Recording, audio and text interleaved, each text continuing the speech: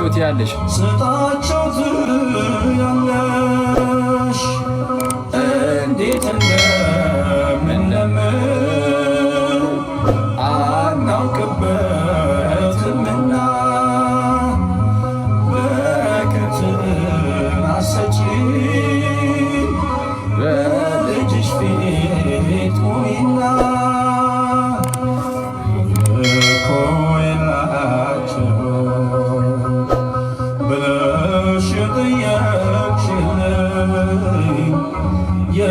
የቤታችን ውበት ነሽ ማርያም እናታችን የሚጎድለን ብዙ ነው ንገሪን ለልጅሽ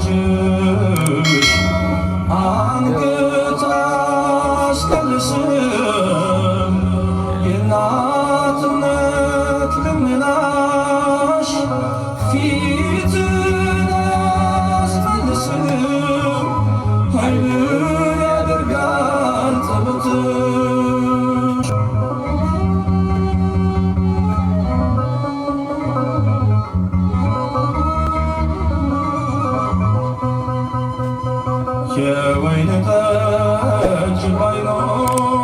የወይን ጠጅ ባይኖር ከጋኖቹ ውስጥ ቆይ አንዴ ይህን ቦታ በጣም ወደው የወይን ጠጅ ባይኖር ከጋኖቹ ውስጥ እመቤታችን በዛ በቃና ዘገሊላ በሰርጉ ላይ ማለት ነው የወይን ጠጅ ባለቀ ጊዜ እንደው ወይን እኮ የላቸውም ብላ ጌታ ኢየሱስን ጠይቋል ነበር እና በእርሷ ጥያቄ ምክንያት ያ ባዶ የነበረው ጋን ሞልቷል እና የጎደለው ጋን ሞልቶ ነበረ እና አሁን ዘማሪው ምን ያደርገዋል የወይን ጠጅ ባይኖር ከጋኖቹ ውስጥ ብሎ ይናገራል። ሚኒንግ ለምሳሌ በውስጣችን አሁን ወደ ራሳችን ህይወት እናመጣውና በህይወታችሁ ውስጥ የሆነ የጎደለ ወይን የለም በልባችሁ ወይም በህይወታችሁ ጋን ውስጥ የጎደለ ወይን ማለት ለምሳሌ ፍቅር፣ ኦኬ፣ ቅድስና፣ ጽድቅ፣ እምነት፣ ተስፋ እንደነዚህ ነው የመሳሰሉ ነገሮች እግዚአብሔርን መምሰል ጌታን እርሱም ክርስቶስ ኢየሱስን መውደድ ማፍቀር ከልብ የሆነ ማፍቀር ማለት ነው ኢየሱስን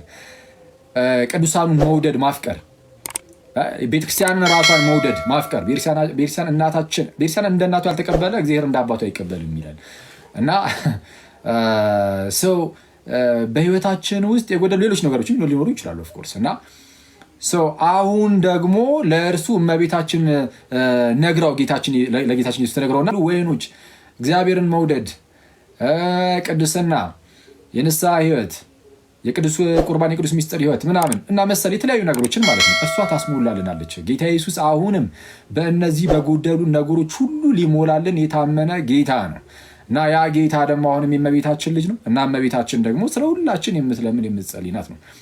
እሺ አንዴ ቆይ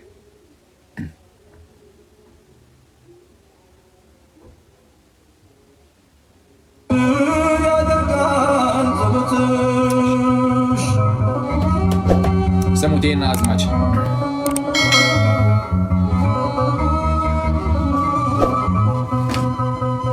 የወይን ጠጅ ባይኖር ከጋኖቹ ውስጥ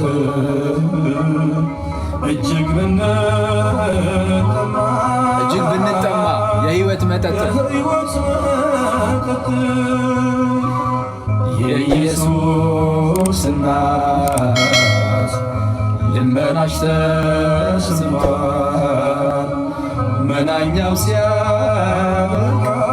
ሲያበቃ አዲሱ ወይን ፈልቋል። ከወዴት እንደመጣ ያላሰብነው ተአምር በልባችን ፈሰሰ።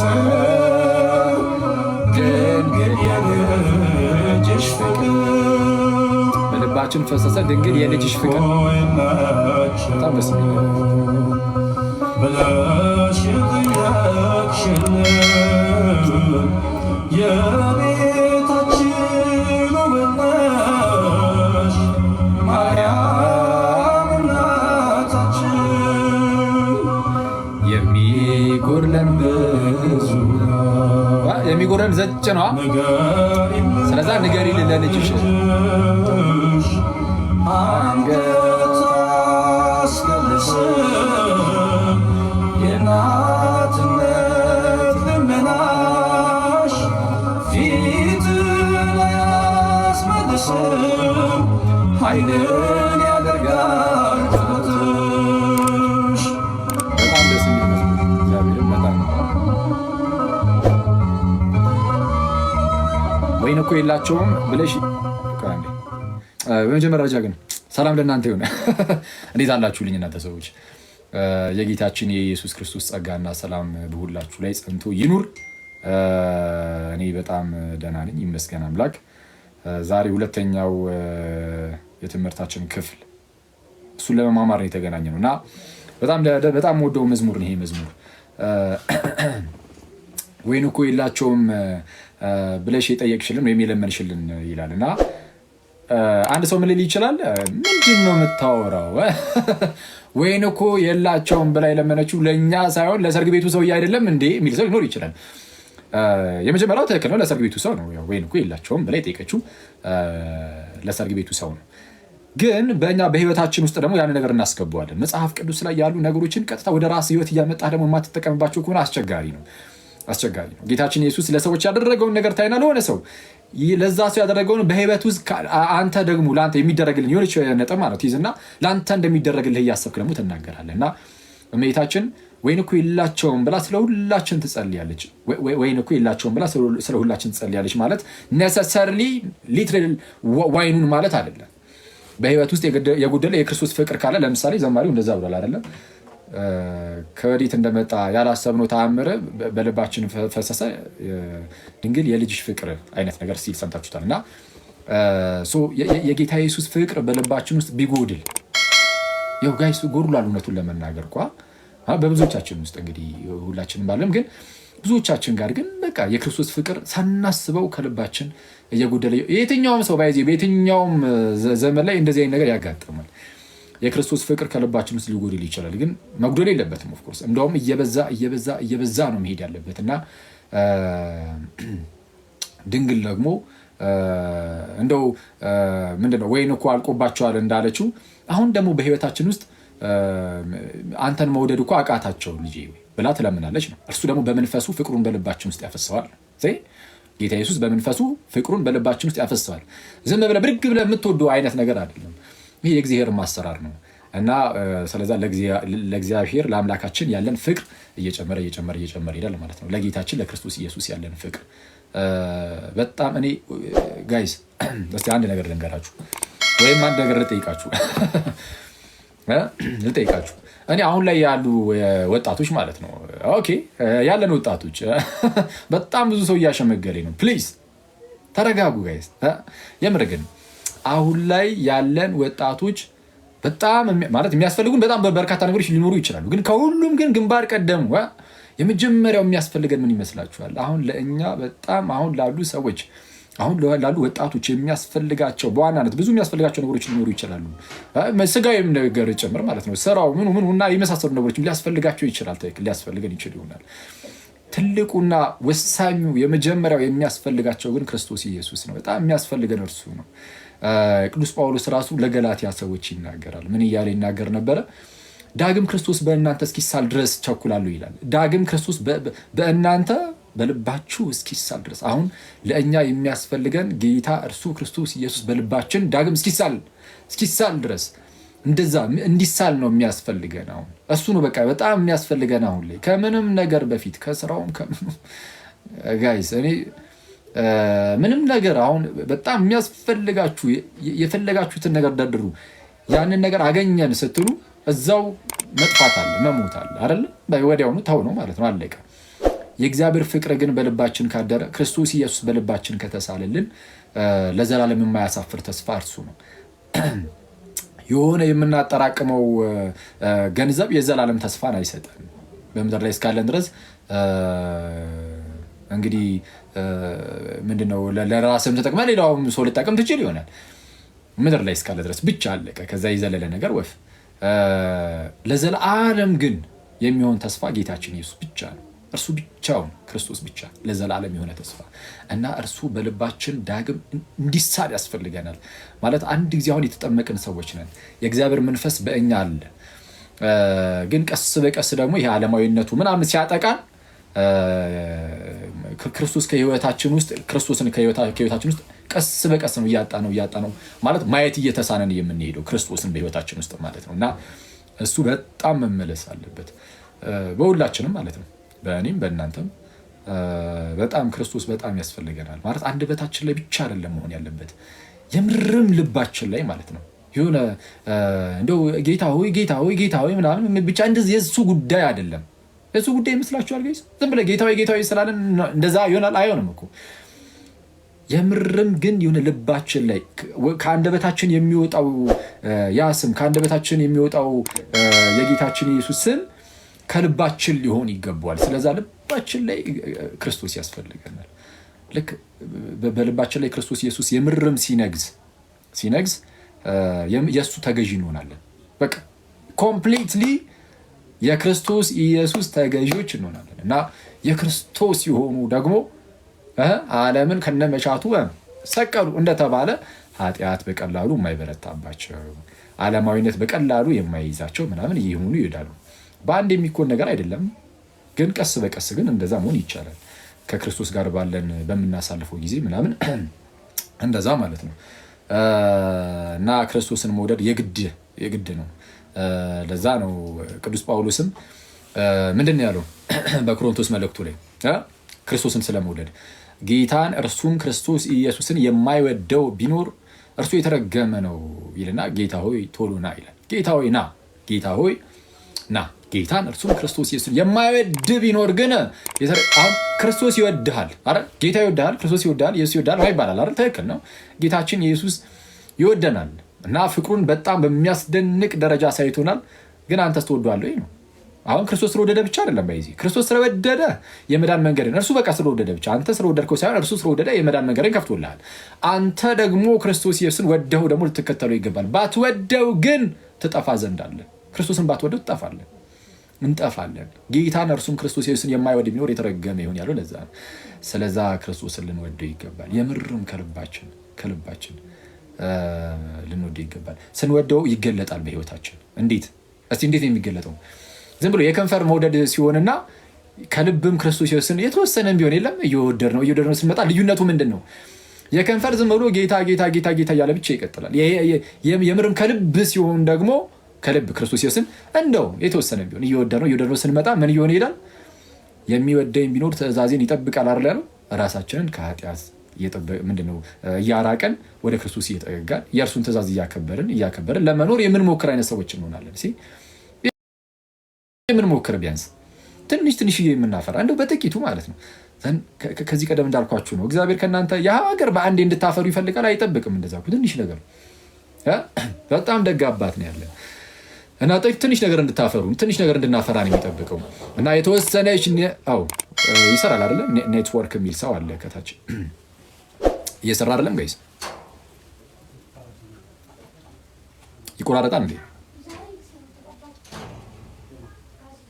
ይሰራል። እሺ ሰው የሚሰራ ከሆነ እና ምንድን ነው ጌታችን እግዚአብሔር አምላካችን የደግ አምላካችን አባታችንም ጭምር ነው። በጣም ነው የሚያስገርመው። እግዚአብሔር አምላካችን ብቻ ሳይሆን አባታችንም ጭምር ነው። ይሄ ባይዜ ቀላል ነገር ይመስላችኋል? አባታችን መባሉን እንደ ቀላል እንዳታዩት። በሌላ ቤተ እምነት ለምሳሌ ወደ እስልምና ስትሄዱ ፈጣሪያቸውን አባታችን ብለው ቢጠሩ የተረገሙ ናቸው። ፈጣሪያቸውን አባታችን ብለው ቢጠሩ ወደ እስልምና ሄዳችሁ ማለት ነው። እነሱ አሁን እንደዛ ቢያደርጉ ይሄ መመረገም ነው በእነርሱ። ፈጣሪ አይወልድም። ስለዛ ከየት መጣው አባት ነው? የምን ልጅ አይደለህም፣ እኔም አባት አይደለም ነው ተብሎ የሚኖረው። ጋይስ ወደ ክርስትና ስትመጡ እግዚአብሔር ታላቅ የሆነ ፍቅሩ ለእናንተ ገልጧል። በጌታ ስም አምላክ ሲሆን አባታችሁ ልጆች የዚህን ያህል የወደዳችሁ የዚህን ያህል የቀርባችሁ። እኔ መውደዱ ብቻ ሳይሆን አባት ሲሆን የቀርባችሁም ነው ማለት ነው። አባት ምን ያህል ነው ቅርብ ለልጁ? እግዚአብሔር አባታችሁ ሲሆን በዛ ደረጃ የቅርባችሁ ነው። ኦኬ እግዚአብሔር የቅርባችን ነው ማለት ነው። የቅርባችን ስለሆነ ይረዳናል። ትንሽ ነገር ስናፈራ ሲያይ በቃ አብዝተን እንድናፈራ ማጥራት ነው። አብዝተን እንድናፈራ ማጥራት ነው። ልክ በዮሐንስ ወንጌል ምዕራፍ 15 ላይ ጌታችን ኢየሱስ እንደተናገረው ማለት ነው። የሚያፈራውን አብዝቶ እንዲያፈራ ያጠራዋል እንዳለው ማለት ነው። የሚያፈራውን በጥቂቱ ስትታመን በብዙ የሚሾም ጌታ ነው ያለ። በጥቂቱ ስትታመን እና ትንሽ ትንሽ እያደረግን መሞከር አለብን። በጣም በጥቂቱ መሞከር በቃ ትንሽ ነገር እኮ ነው። አንተ ያለብን በጣም ብዙ ችግሮች አሉ።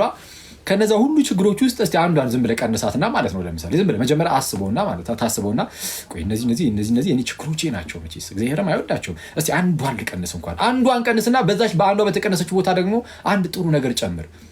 ለምሳሌ ዝም ብለህ መጽሐፍ ቅዱስ ማንበብ፣ መጽሐፍ ቅዱስ ትንሽ ክፍል በጣም ትንጥ ዝም ብለህ የተወሰነች ቨርስ ምዕራፍ ምናምን እንኳን ትንሽ ቨርስ እንኳን አንብበህ መተኛት የሆነ ሰዓት ላይ ወይ ምናምን አንተ በደስ ባለ ሰዓት ማንበብ ምናምን በሱ ስትተካው ያን ክፉ ነገርን አስበው የእግዚአብሔርን ቃል በማንበብ ስትተካው እያልክ ከዛን ቀስ ያልክ ደግሞ ሌላም ደግሞ አንድ ጥሩ ያልሆነ ነገርህን ቀነስ እያደረግን ስንሄድ እግዚአብሔር አምላካችን አብዝተን እንድናፈራ አብዝቶ ያጠራናል። እና በዚህ ህይወት ውስጥ ደግሞ ቅድስት ድንግል በጣም ታግዛለች። ማይ ብራዘር እመቤታችን በእጅጉ የምታግዘን እናት ናት። ቅድም እንደሰማነው ነው መዝሙሩ የቅዱሳን ምልጃ እንደምታውቁት በህይወታችን ውስጥ ስንኖር ክርስቶስን የመምሰል ህይወት አይደል መኖር ያለብን። በዚህ ውስጥ ስናልፍ ክርስቶስን በመምሰል ህይወት ውስጥ ስናልፍ ቅዱሳኑ ስለኛ እየጸለዩ እየማለዱ እንድንተጋ ያደርጉናል፣ ኃይልን እንድንቀበል ያደርጉናል። እመቤታችን ደግሞ የጌታ አንተ ልትመስለው የምትወደው ወይም የምትናፍቀው የተስፋህ የኢየሱስ እናቱ ነች። የተስፋህ እናት ናት፣ የኢየሱስ እናት ናት። እርሷ ስለ አንተ ደግሞ ተማልዳለች፣ ትለምናለች። እና ሰው ከእርሷ ጋር ያለህን ግንኙነት በደንብ አጠንክር ነው እናጠንክር። ከእመቤታችን ጋር ያለንን ግንኙነት በጣም ልናጠነክር ይገባል። አንድ ስለዚች ጋር አለች አይከን ነገር ላውጣት ከላስቲክ ውስጥ ትንሽ አይከን ነች። እና ይሄ በህይወታችሁ ውስጥ በተለያየ ነገር የምታዝኑ ምናምን ሰዎች አላችሁ አይደል? እመቤታችን ማለት በጣም በሀዘን የኖረች እናት ናት እንደምታውቁትና ለእናንተ በጣም ለእኛ እንደዚህ በሀዘን ውስጥ ለምንኖር ሰዎች በጣም የጭንቅ አማላጭ የምትባሉ አለ። እዛ አንዴ ቆይ ይሄ ስል ያው የኛ ሀገር አይደለም አክቹአሊ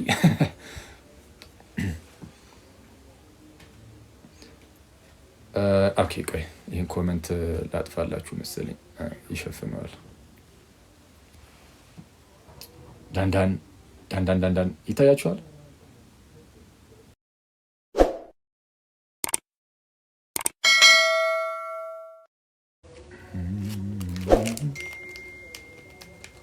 አምስት አይደል? ያ አምስት ትክክል። አምስቱ የእመቤታችን ሐዘናት እንደዛ። በውጩ ደግሞ 7 ተብሎ ያላቸው ሰዎች ኦፍ ኮርስ ይኖራሉ። እና ለማንኛውም እሱን ተውትና 7ቱ ሐዘናት ምን መሰላችሁ? ልንገራችሁ እንዴ 7ቱን ሐዘናት። እሺ ልንገራችሁ። እሺ 7ቱ ሐዘናት ብሎ እነሱ የሚናገሩት የኛ 5ቱ ከኛው ጋር ተመሳሳይ ናቸው። 2 ነው የሚጨምሩት። አንዱ ላይ የተወሰነ ለየት የሚል ነገር አለው ግን እሺ እሱን እነግራችኋለሁ። አንደኛው አረጋዊ ስምዖን እመቤታችንን በቤተ መቅደስ አግኝቷት ልጇ ኢየሱስንም አይቶ ከዛም በኋላ በነፍስሽ ሰይፍ ያልፋል ብሏት አልነበረ? ለብዙዎች ለመውደቃቸው ለመነሳታቸውም ለመሰናከላቸውም ምልክት የሚሆን ሆኖ የተሾመ ምናምን ብሎ ስለ ጌታችን ኢየሱስ ተናግሮ በአንቺም ደግሞ በነፍስሽ ሰይፍ ያልፋል አላት። እና እመቤታችን በህይወቷ ውስጥ በተለይ ከጌታችን ከክርስቶስ ኢየሱስ ጋር በተያያዘ የሚያገኛት መከራ ብዙ ነው እና በነፍስሽ ሰይፍ ያልፋል አላት። ያኔ ይህንን ያረጋች ስምዖንን ቃል በሰማች ጊዜ ያኔ ገና ከመውለዷ በ8ኛው ቀን ገና የ8 ቀን ልጅ እያለ ጌታ ኢየሱስ ያኔ ነው ሐዘኑ የሚጀምረው። አክቹዋሊ ስትጸንሰውም ጀምሮ አይጠፋም እኮ አይደል?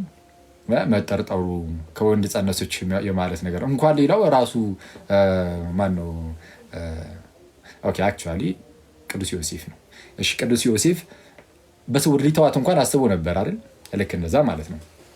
ለማንኛውም ግን የመጀመሪያው ሐዘን አረጋዊ ስምዖን የተናገራትን ነገር በሰማች ጊዜ ነው። ሁለተኛው በቤተ መቅደስ ለ3 ቀን ያህል የጠፋባት ጊዜ ያኔ የተጨነቀችው ያዘነችው ሐዘን ሁለተኛው ሐዘኗ። ሶስተኛው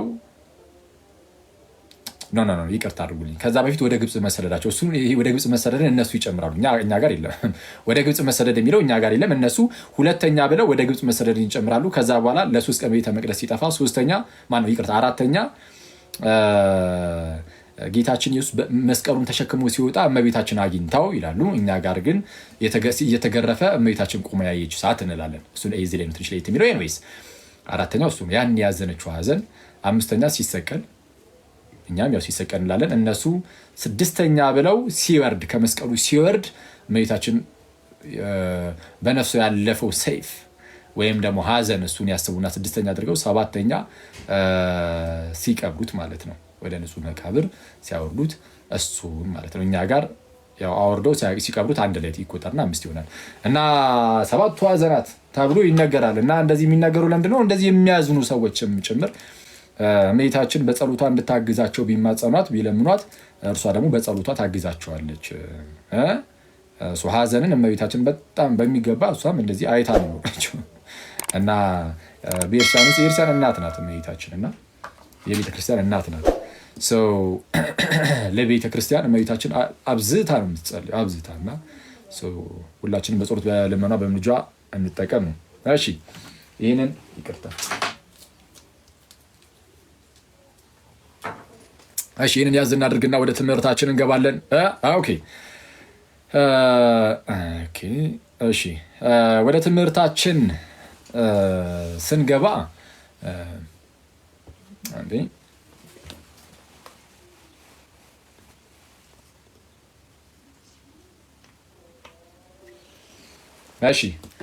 ወደ ትምህርታችን ስንገባ ከዚህ ቀደም በነበረው ትምህርታችን ላይ ምን አይነት ነገርን አይተናል? እንግዲህ መሰረታዊ ክርስትና ትምህርት ነው የምንማማረው ብያቸዋለሁ። 4 ቀን ነው የምንማረው ብያቸዋለሁ።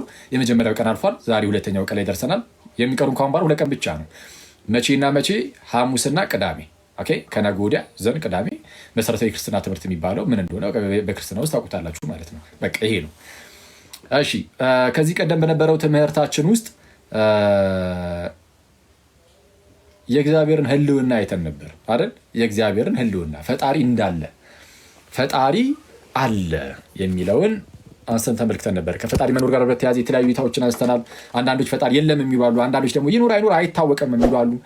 እኛ ግን ኧረ ፈጣሪ መኖር እናውቃለን፣ ፈጣሪ አለ፣ የአምላክም አንድ አምላክ ነው፣ የሁሉ አስገኝ ነው ብለን ከፍጥረት አንጻር አይተናል። ከተለያዩ እንደው ምንድነው ይሄ የስነ ፍጥረትን ብቻ ሳይሆን ዲዛይን አርጊመንት ብለን ደግሞ እንደው ኮምፕሌክስ የሆኑ ነገሮች ግን የሆነ ቦታ ላይ ሄደው የሆነ አገልግሎት ሲፈጽሙ ስናይ ኧረ የሆነ እውቀት ያለው አካል ይህን ነገር እየሰራው ብለን እንድናስብ እንደሚያደርገን የተወሰነ አይተን ነበር። ለማንኛውም የፈጣሪ መኖር አየንና ያ ያለው ፈጣሪ ደግሞ የክርስቲያኖች አምላክ እንጂ ሌላ ማንም እንዳልሆነ ደግሞ አይተን ነበር አይደል?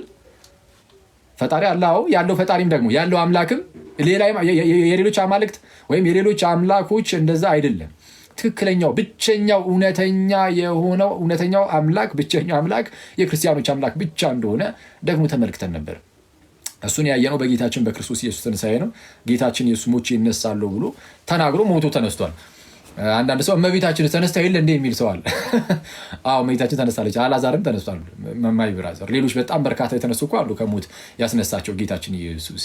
ክርስቶስ ግን ምንድነው? ከክርስቶስ ውጭ ያሉት ማናቸው ሞቼ እነሳለሁ ብሎ ሞተን በስልጣናቸው በደግ ብሎ ሊነሱ የሚችሉ ማንም የለም ጌታችን ኢየሱስ ሲቀር። ክርስቶስ ሞቼ እነሳለሁ አለ። ዮሐንስ ወንጌል ለምሳሌ ምዕራፍ 2 ቁጥር 17 ላይ ከቁጥር 17 19 አካባቢ ጀምሮ ይህን ቤተ መቅደስ አፍርሱት በ3ኛውም ቀን አነሳዋለሁ አለ።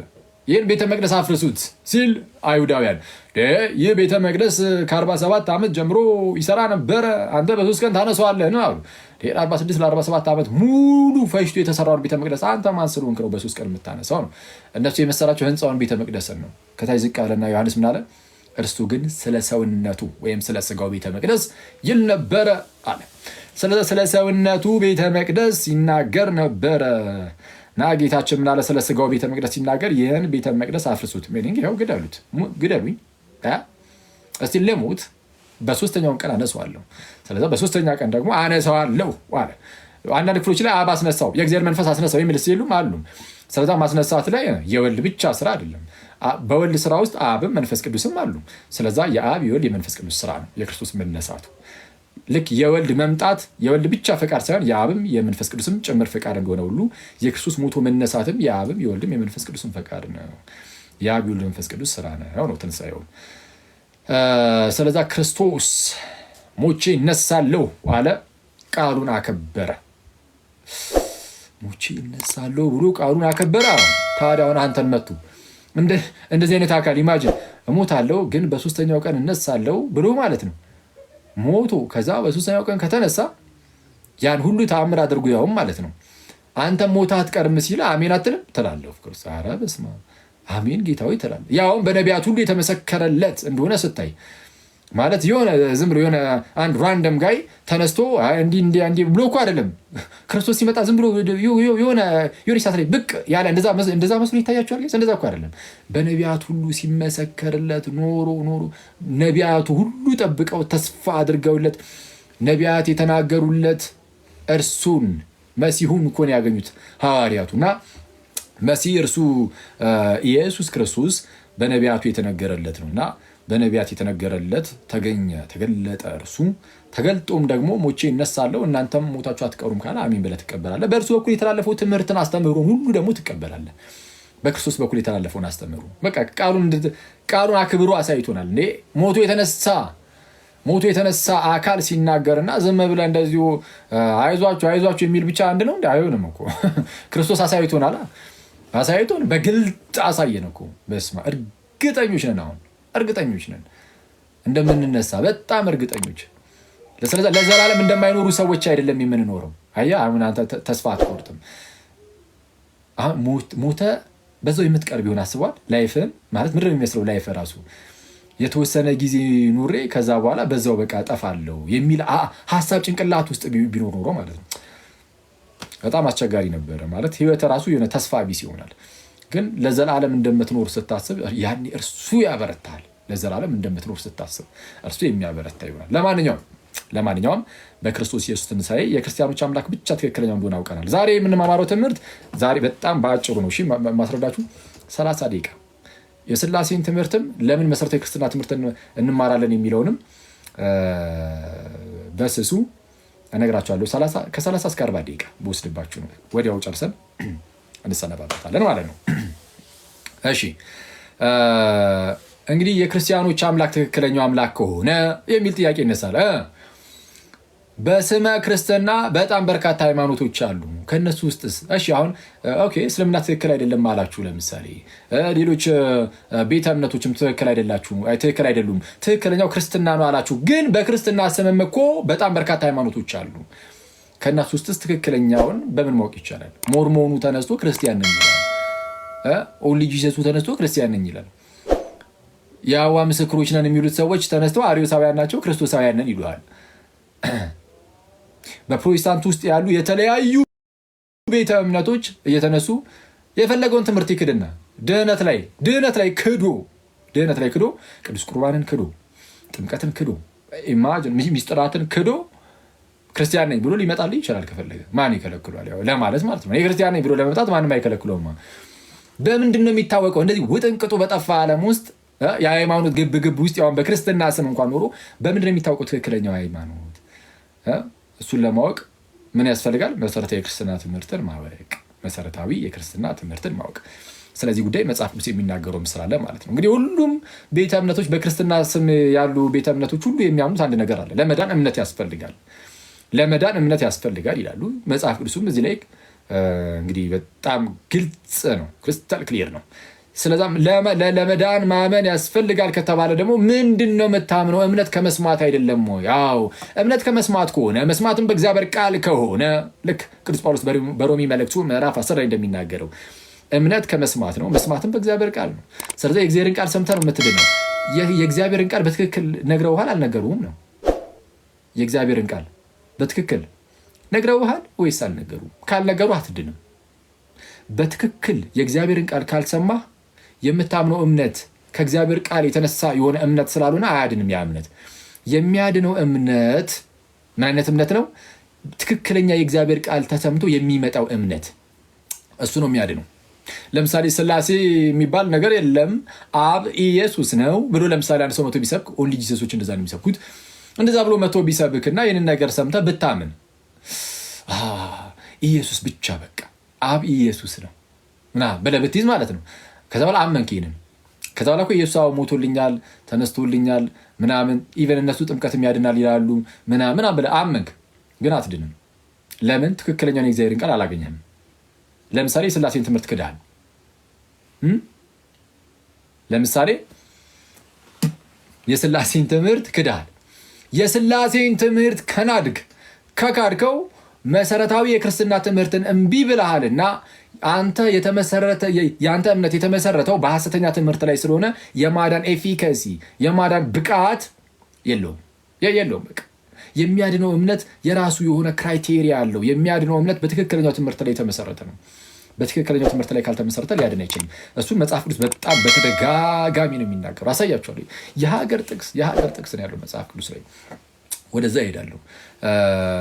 ኦኬ እሺ፣ እዛ ላይ ሄጂ የተወሰነ ነገር ላሳያችሁና ከዛ አንዲት ነገራችሁና ከዛ በኋላ ወደ ሥላሴ ትምህርት ደግሞ ሄደን በጣም ለጥቂት ደቂቃ አሳያችኋለሁ። ያው በዚህ ትምህርቶቻችን ላይ እንደምታውቁት አሁን መሰረታዊ ክርስትና ትምህርት ብዬ ለ4 ቀን ሰጣችሁ። በጣም ጥልቀት ያለው ነገር አይደለም የምሰጣችሁ፣ እንደው መሰረታዊ አትሊስት በቃ ማወቅ ያለባችሁን የተወሰነ ነገር ለመስጠት ያህል ነው። ስለዚህ አጠር አድርጌ እሰጣችኋለሁ ማለት ነው። እሺ ቅድም እንዳልኳችሁ በጣም በተደጋጋሚ የማነሳላችሁ አንድ የመጽሐፍ ቅዱስ ክፍል አለ አይደል? በዚህ በሮሜ መልእክት ምዕራፍ 10 ላይ ቅዱስ ጳውሎስ የተናገረው ከቁጥር 13 ጀምሮ በአይሁዳዊና በግሪክ ሰው መካከል ልዩነት የለምና አንዱ ጌታ የሁሉ ጌታ ነውና ይላል። በአይሁዳዊና በግሪክ ሰው መካከል ልዩነት የለም ማለት ምን ማለት ነው? በአይሁዳዊ ማለት ህዝበ እስራኤል ማለት ነው። አይሁዳውያን ናቸው። ህዝበ እስራኤል ከጥንት ጀምሮ የእግዚአብሔር ህዝብ ተብለው ይኖሩ ነበረ። እነርሱ የተገረዙ ናቸው። የእግዚአብሔርን ቃል ማደራ ተቀብለዋል። በዚህም የአይሁድ ብልጫ አለው ተብሎ ተነግሮለታል ሮሜ 3 ላይ። ግን ክርስቶስ ኢየሱስ መጣ። ሲመጣ አይሁዳውያንም ራሳቸው ምንም እንኳን የእግዚአብሔር ቃል ቢቀበሉም ህግን ቢቀበሉም በህጉ ግን ፍጹም ሆነው ጻድቅ ሆነው መኖር አልቻሉም። ስለዚህ ሁሌም ኃጢአትን እየሰሩ ይወድቁ ነበር። ኃጢአተኞች ናቸው። ሁሉም ከኃጢአት በታች ነው። አይሁዳውያንም ጭምር ማለት ነው። አሕዛብ ብቻ አይደሉም። አሕዛብ ያልተገረዙ ናቸው። የእግዚአብሔርን ህግ አልተቀበሉም። አዎ በህገ ልቦና ያሉ ናቸው። ግን ከኃጢአት አንጻር ስታዩት ግን ህግ የተቀበሉም ህግ ያልተቀበሉም በቃ ኃጢአተኛ ናቸው። አሕዛብም አይሁዳውያንም። ስለዛ ክርስቶስ ሲመጣ ለሁለቱም መጣ። ለኃጢአተኛ ሁሉ መጣ። ለኃጢአተኛ ሁሉ ለማንና ለማን? ለአይሁዳውያንም ለአሕዛብም። ስለዚህ ምን አለ ቅዱስ ጳውሎስ ሲናገር? በአይሁዳዊና በግሪክ ወይም በአሕዛብ ማለት ነው። የግሪክ ሲል አሕዛብ ማለት ነው። በአይሁዳዊና በግሪክ ሰው መካከል ልዩነት አለ? የለም። በሁለቱ መካከል ልዩነት የለምና አንዱ ጌታ የሁሉ ጌታ ነውና። አየው፣ አንዱ ጌታ የሁሉ ጌታ ነውና ለሚጠሩትም ሁሉ ባለጠጋ ነው። አንዱ ጌታ የሁሉ ጌታ ነውና የአይሁዳዊም የግሪክም። የአይሁዳዊ ብቻ የሚባል ጌታ የለም። የአይሁዳዊም የግሪኩም ወይም የአሕዛቡም ጌታ ነውና አንዱ ጌታ የሁሉ ጌታ ነውና ለሚጠሩትም ሁሉ ባለጠጋ ነውና የጌታን ስም የሚጠራ ሁሉ ይድናልና። የማንን ስም የሚጠራ? የጌታን ስም የሚጠራ የጌታን ስም የሚጠራ ሁሉ ይድናልና። እንግዲህ ያላመኑበትን እንዴት አድርገው ይጠሩታል ይላል። ልክ የጌታን ስም የሚጠራ ይድናል። ተመልከቱ፣ የጌታን ስም የሚጠራ ምን ይላል? ይድናል። እሺ፣ የጌታን ስም ለመጥራት ግን ምን ማድረግ አለባቸው? ማመን አለባቸው። ሳያምኑ ይጠሩታል እንዴ? ስለዛ ምን አለ ቅዱስ ጳውሎስ ቀጠል አድርጎ ባላመኑበትስ ነገር እንዴት አድርገው ይጠሩታል? ያላመኑበትን ነገር እንዴት አድርገው ይጠሩታል? አይጠሩትም ኦፍኮርስ። ስለዛ የጌታን ስም ለመጥራት ምን ማድረግ አለባቸው? ማመን አይደል? እሺ፣ ለማመን ደግሞ ምን ያስፈልጋል? ዝም ብለህ ለምሳሌ የሆነ ሰው የሆነ ክፍሉ ዝም ብለህ ሄደህ ብታስቀምጠው ያምናል? የሆነ ክፍሉ ዝም ብለህ አስቀምጠው ማለት ነው። ምንድን ነው የሚያምነው? ምን ክፍል ውስጥ አስቀምጠው? ምን በአስማት ነው እንዲህ የሚያምነው ልትሉ ትችላላችሁ። ትክክል ናችሁ። የሆነ ክፍል ውስጥ ቁጭ አድርገው ዝም ብሎ አያምንም። ምን ያስፈልጋል? የሆነ የሚሰብከው ሰው አያስፈልጉም? ያስፈልጓል። የሆነ የሚሰብከው ሰው እና የሆነ መስማት አለበት። ለማመን የሆነ የሚሰማው ነገር ያስፈልጓል። ወይ የሚያነበው ወይ የሚሰማው። እዚህ ክፍል ላይ በተነገረው መሰረት ባልሰሙትስ እንዴት አድርገው ያምናሉ ይላል። ለማመን ደግሞ መስማት አለባቸው። እሺ፣ እስቲ አሁንም ያንኑ ጥያቄ ልድገምላችሁ። አንድ ባዶ ክፍል ውስጥ ቁጭ ብታደርጉት ይሰማል? አይሰማም። ዝም ብለው የሆነ ቦታ ላይ ብቻውን ቁጭ ብታደርጉ አይሰማም። እንዲሰማ ግዴታ የሆነ ሰባኪ የእግዚአብሔር ቃል መናገር አለበት። ስለዛ ምን ይላል ጳውሎስ? ያለ ሰባኪስ እንዴት ይሰማሉ? ስለዛ የጌታን ስም የሚጠራ ሁሉ ይድናል። የጌታን ስም የሚጠራ ሁሉ ይድናል። ባላመኑትስ እንዴት አድርገው ይጠሩታል ይላል። ስለዛ ለመጥራት ማመን ምንድነው? ያላመኑትን ነገር እንዴት አድርገው ይጠሩታል ይልና ባልሰሙትስ ነገር እንዴት ያምናሉ? ለማመን ደግሞ መስማት፣ ለመስማት ደግሞ ሰባኪ ያስፈልጋልና ያለ ሰባኪ ደግሞ እንዴት ይሰማሉ? ሰባኪ እሺ፣ እዚህ ድረስ ሄድና ሰባኪ ያስፈልጋል። ስለዛ ሰባኪ ዝም ብለህ ለምሳሌ ላጥ እያልክ ሄደህ ከሆነ መንገድ ላይ ብድግ አድርገህ አንዱን ሰው ሾመው ዝም ብለህ በቃ እስኪ ይህችን ነገር ስበክ ብትለው ይቻላል? የሆነ ዝም ብሎ መጽሐፍ ቅዱስ ይዞ ያየውን ሰው ከፈለግ እንደዚህ ይቻላል? አይቻልም። ስለዛ ጳውሎስ ምን አለ? ሰባኪ ለመሆን ግዴታ አስቀድሞ የተላኩ መሆን አለባቸው። ካልተላኩስ እንዴት ይሰብካሉ ይላል። ካልተላኩስ እንዴት ይሰብካሉ? ስለዛ ይህን ማወቅ አለብን። መላክ አለበት ሰባኪው መላክ አለበት። የተላከ ሰባኪ ይሰብካል። ከዛ በኋላ ልክ ሲሰብክ ሰውየው ይሰማል። የሰማው ሰውዬ ያምናል። ያመነው ሰውዬ የጌታን ስም ይጠራል። የጌታን ስም የሚጠራ ደግሞ ይድናል። የጌታን ስም የሚጠራ ሁሉ ይድናል። እንደዚህ ነው ቼኑ፣ ሰንሰለቱ እንዲህ ነው። ስለዚህ አሁን እንዲህ ከሆነ የመጀመሪያው ነገር መሰረታዊውን የክርስትና ትምህርትን ሰው የሚሰማው ከቤተ ክርስቲያን ብቻ ነው። አለቀ። አንዱ መለያው ይሄ ነው። ትክክለኛው ክርስትና የትኛው ነው የሚለውን ለማወቅ ስብከቱን እያሰማ ያለው አካል የተላከ ነው ወይ? የተላከችው ቤተ ክርስቲያን ናት። አስቀድሞ ሐዋርያት በማርቆስ ወንጌል ምዕራፍ 16 ቁጥር 15 ጀምሮ ጌታችን እንደተናገረው እንግዲህ ወደ ዓለም ሁሉ ሂዱ፣ ወንጌልም ለፍጥረት ሁሉ ስበኩ አለ። እንግዲህ ወደ ዓለም ሁሉ ሂዱ፣ ወንጌልም ለፍጥረት ሁሉ ስበኩ። ሂዱ አለ፣ ላካቸው። ለፍጥረት ሁሉ ወንጌልም ምን አድርጉ? ስበኩ። ስለዛ ስበኩ፣ ሂዱ፣ መላክ ፕላስ ደግሞ እንዲሰብኩ መናገር። ስለዛ ለመስበክ የተላኩ ሰባኪያን የመጀመሪያዎቹ ሐዋርያት ናቸው። በማቴዎስ ወንጌል ምዕራፍ 28 ቁጥር 19 ላይም እንግዲህ ሂዱ አሕዛብን ሁሉ በአብ በወልድ እና በመንፈስ ቅዱስም እያጠመቃችኋቸው ደቀ መዛሙርት አድርጓቸው፣ ያዘዝኳችሁም ሁሉ እንዲጠብቁ እያስተማራችኋቸው፣ እነሆ እኔ እስከ ዓለም ፍጻሜ ድረስ ሁልጊዜ ከእናንተ ጋር ነኝ አለ ጌታ ኢየሱስ። ስለዚ አሁን ሂዱ፣ አጥምቁ፣ አስተምሩ ተብሎ የተላኩ የመጀመሪያዎቹ መልእክተኞች የተላኩ ሰባኪያን ሐዋርያት ናቸው። እስከ ዓለም ፍጻሜ አለ ጌታ ኢየሱስ ከእናንተ ጋር ነኝ አለ። አሁን አስተምሩ፣ አጥምቁ አለና እስከ ዓለም ፍጻሜ ከእናንተ ጋር ነኝ። ሲያስተምሩ ሲያጠምቁ ጌታ ከእነርሱ ጋር ነው። በሕይወት እስካሉ ድረስ ብቻ እነ ጴጥሮስ በፍጹም እነሱ ሲያልፉም ጭምር ያው እስከ ዓለም ፍጻሜ ሁልጊዜ ነው ያለው። ሁልጊዜ ጌታችን እስከ ዓለም ፍጻሜ ከእነርሱ ጋር የሚሆነው እንዴት ነው ከተባለ እነ ጴጥሮስ ሌሎቹም ሐዋርያት በነበሩበት ሰዓት ይሰብካሉ፣ ያጠምቃሉ እና ይሾማሉ ሰዎችን። ሌሎች ሰዎች ይሾማሉ። እነሱ ባሉበት ሰዓት እንኳን ጳጳሳት ሆነው የተሾሙ ሰዎች ነበሩ። ማስረጃ ለምሳሌ በሐዋርያት ሥራ ምዕራፍ 20 ቁጥር 28 ላይ ምን ይላል? እግዚአብሔር በገዛ ደሙ የዋጃትን ወይም የገዛትን ቤተ ክርስቲያንን ትጠብቋት ዘንድ ማንን? ቤተ ክርስቲያንን እግዚአብሔር በገዛ ደሙ የዋጃትን ቤተ ክርስቲያንን ትጠብቋት ዘንድ መንፈስ ቅዱስ እናንተን ጳጳሳት አድርጎ ለሾመበት ለራሳችሁና ለመንጋው ተጠንቀቁ ብሎ ይናገራል።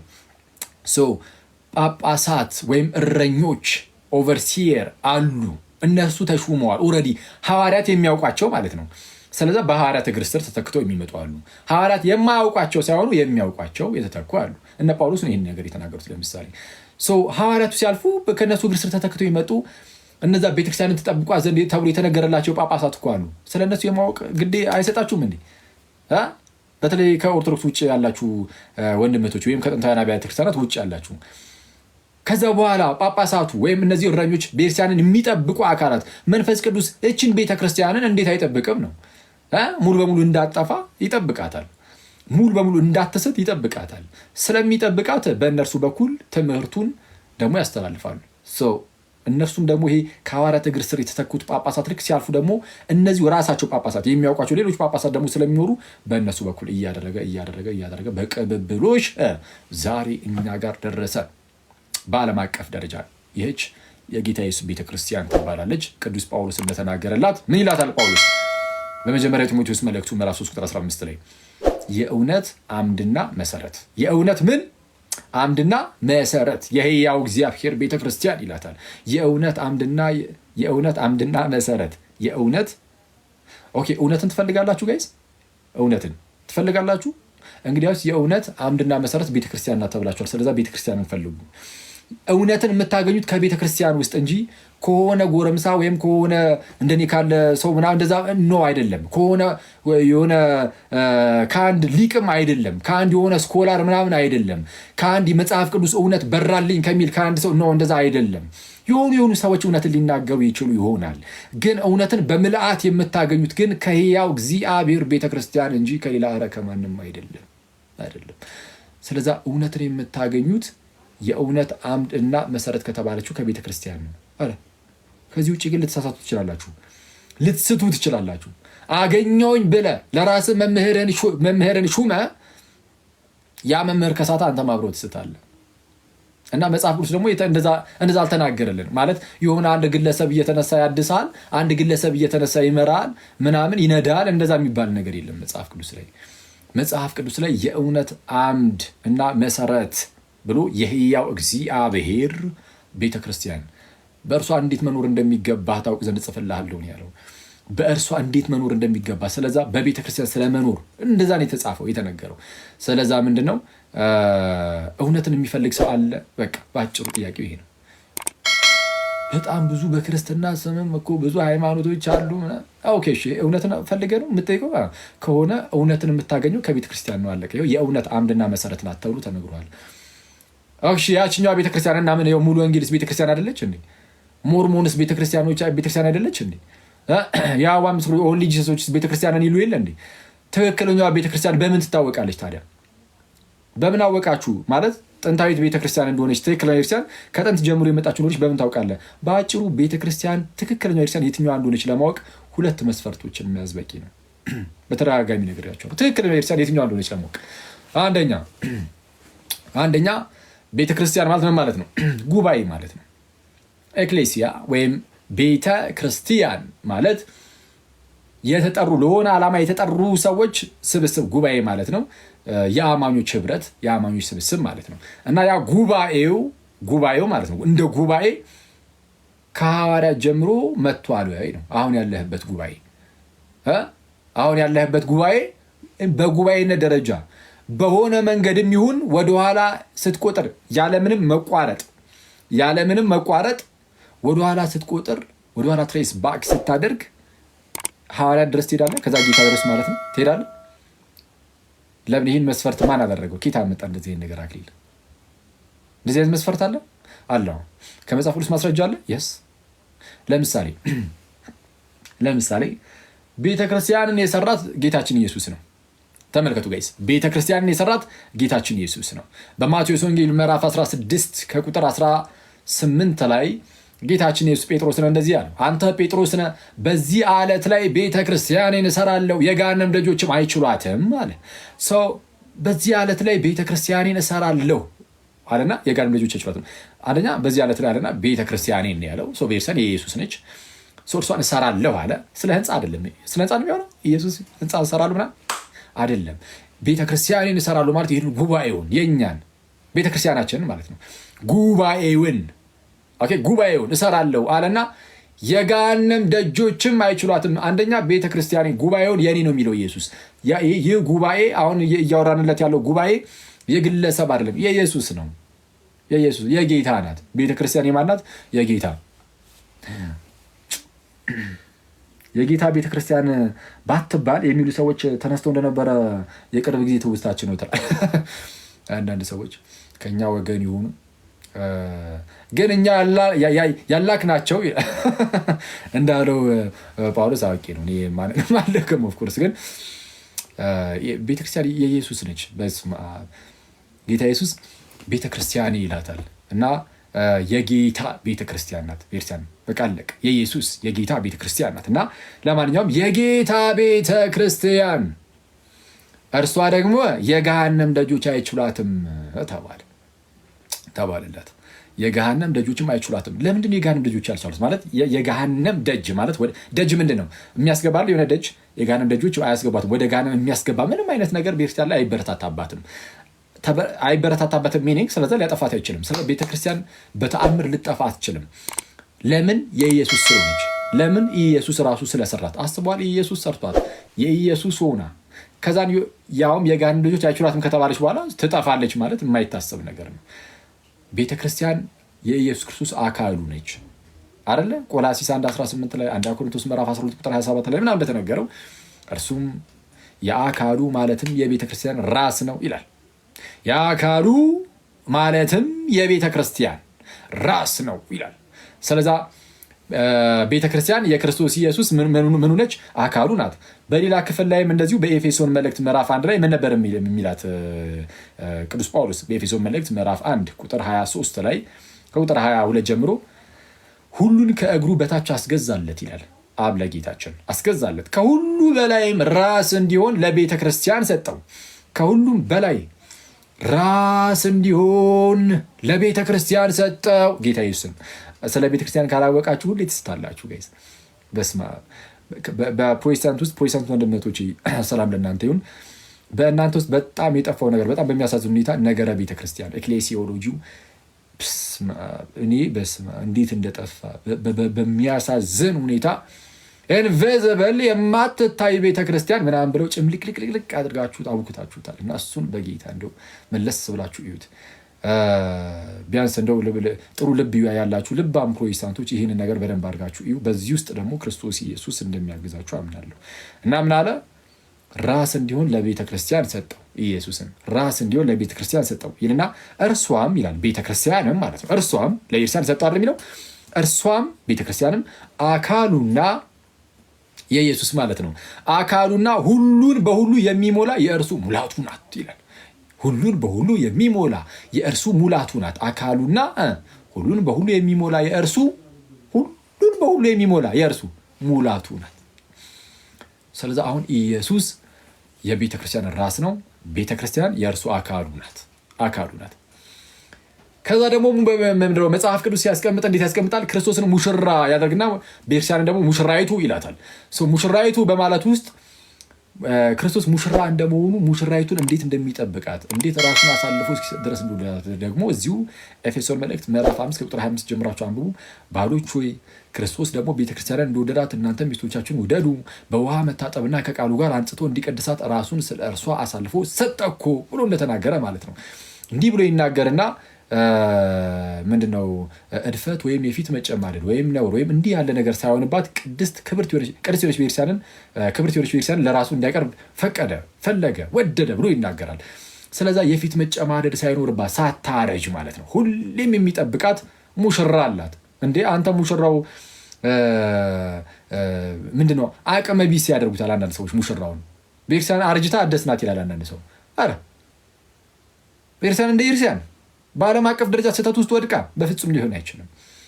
ቤተክርስቲያን የሆነ አካባቢ ላይ ባይዜ ልትስት ትችላለች።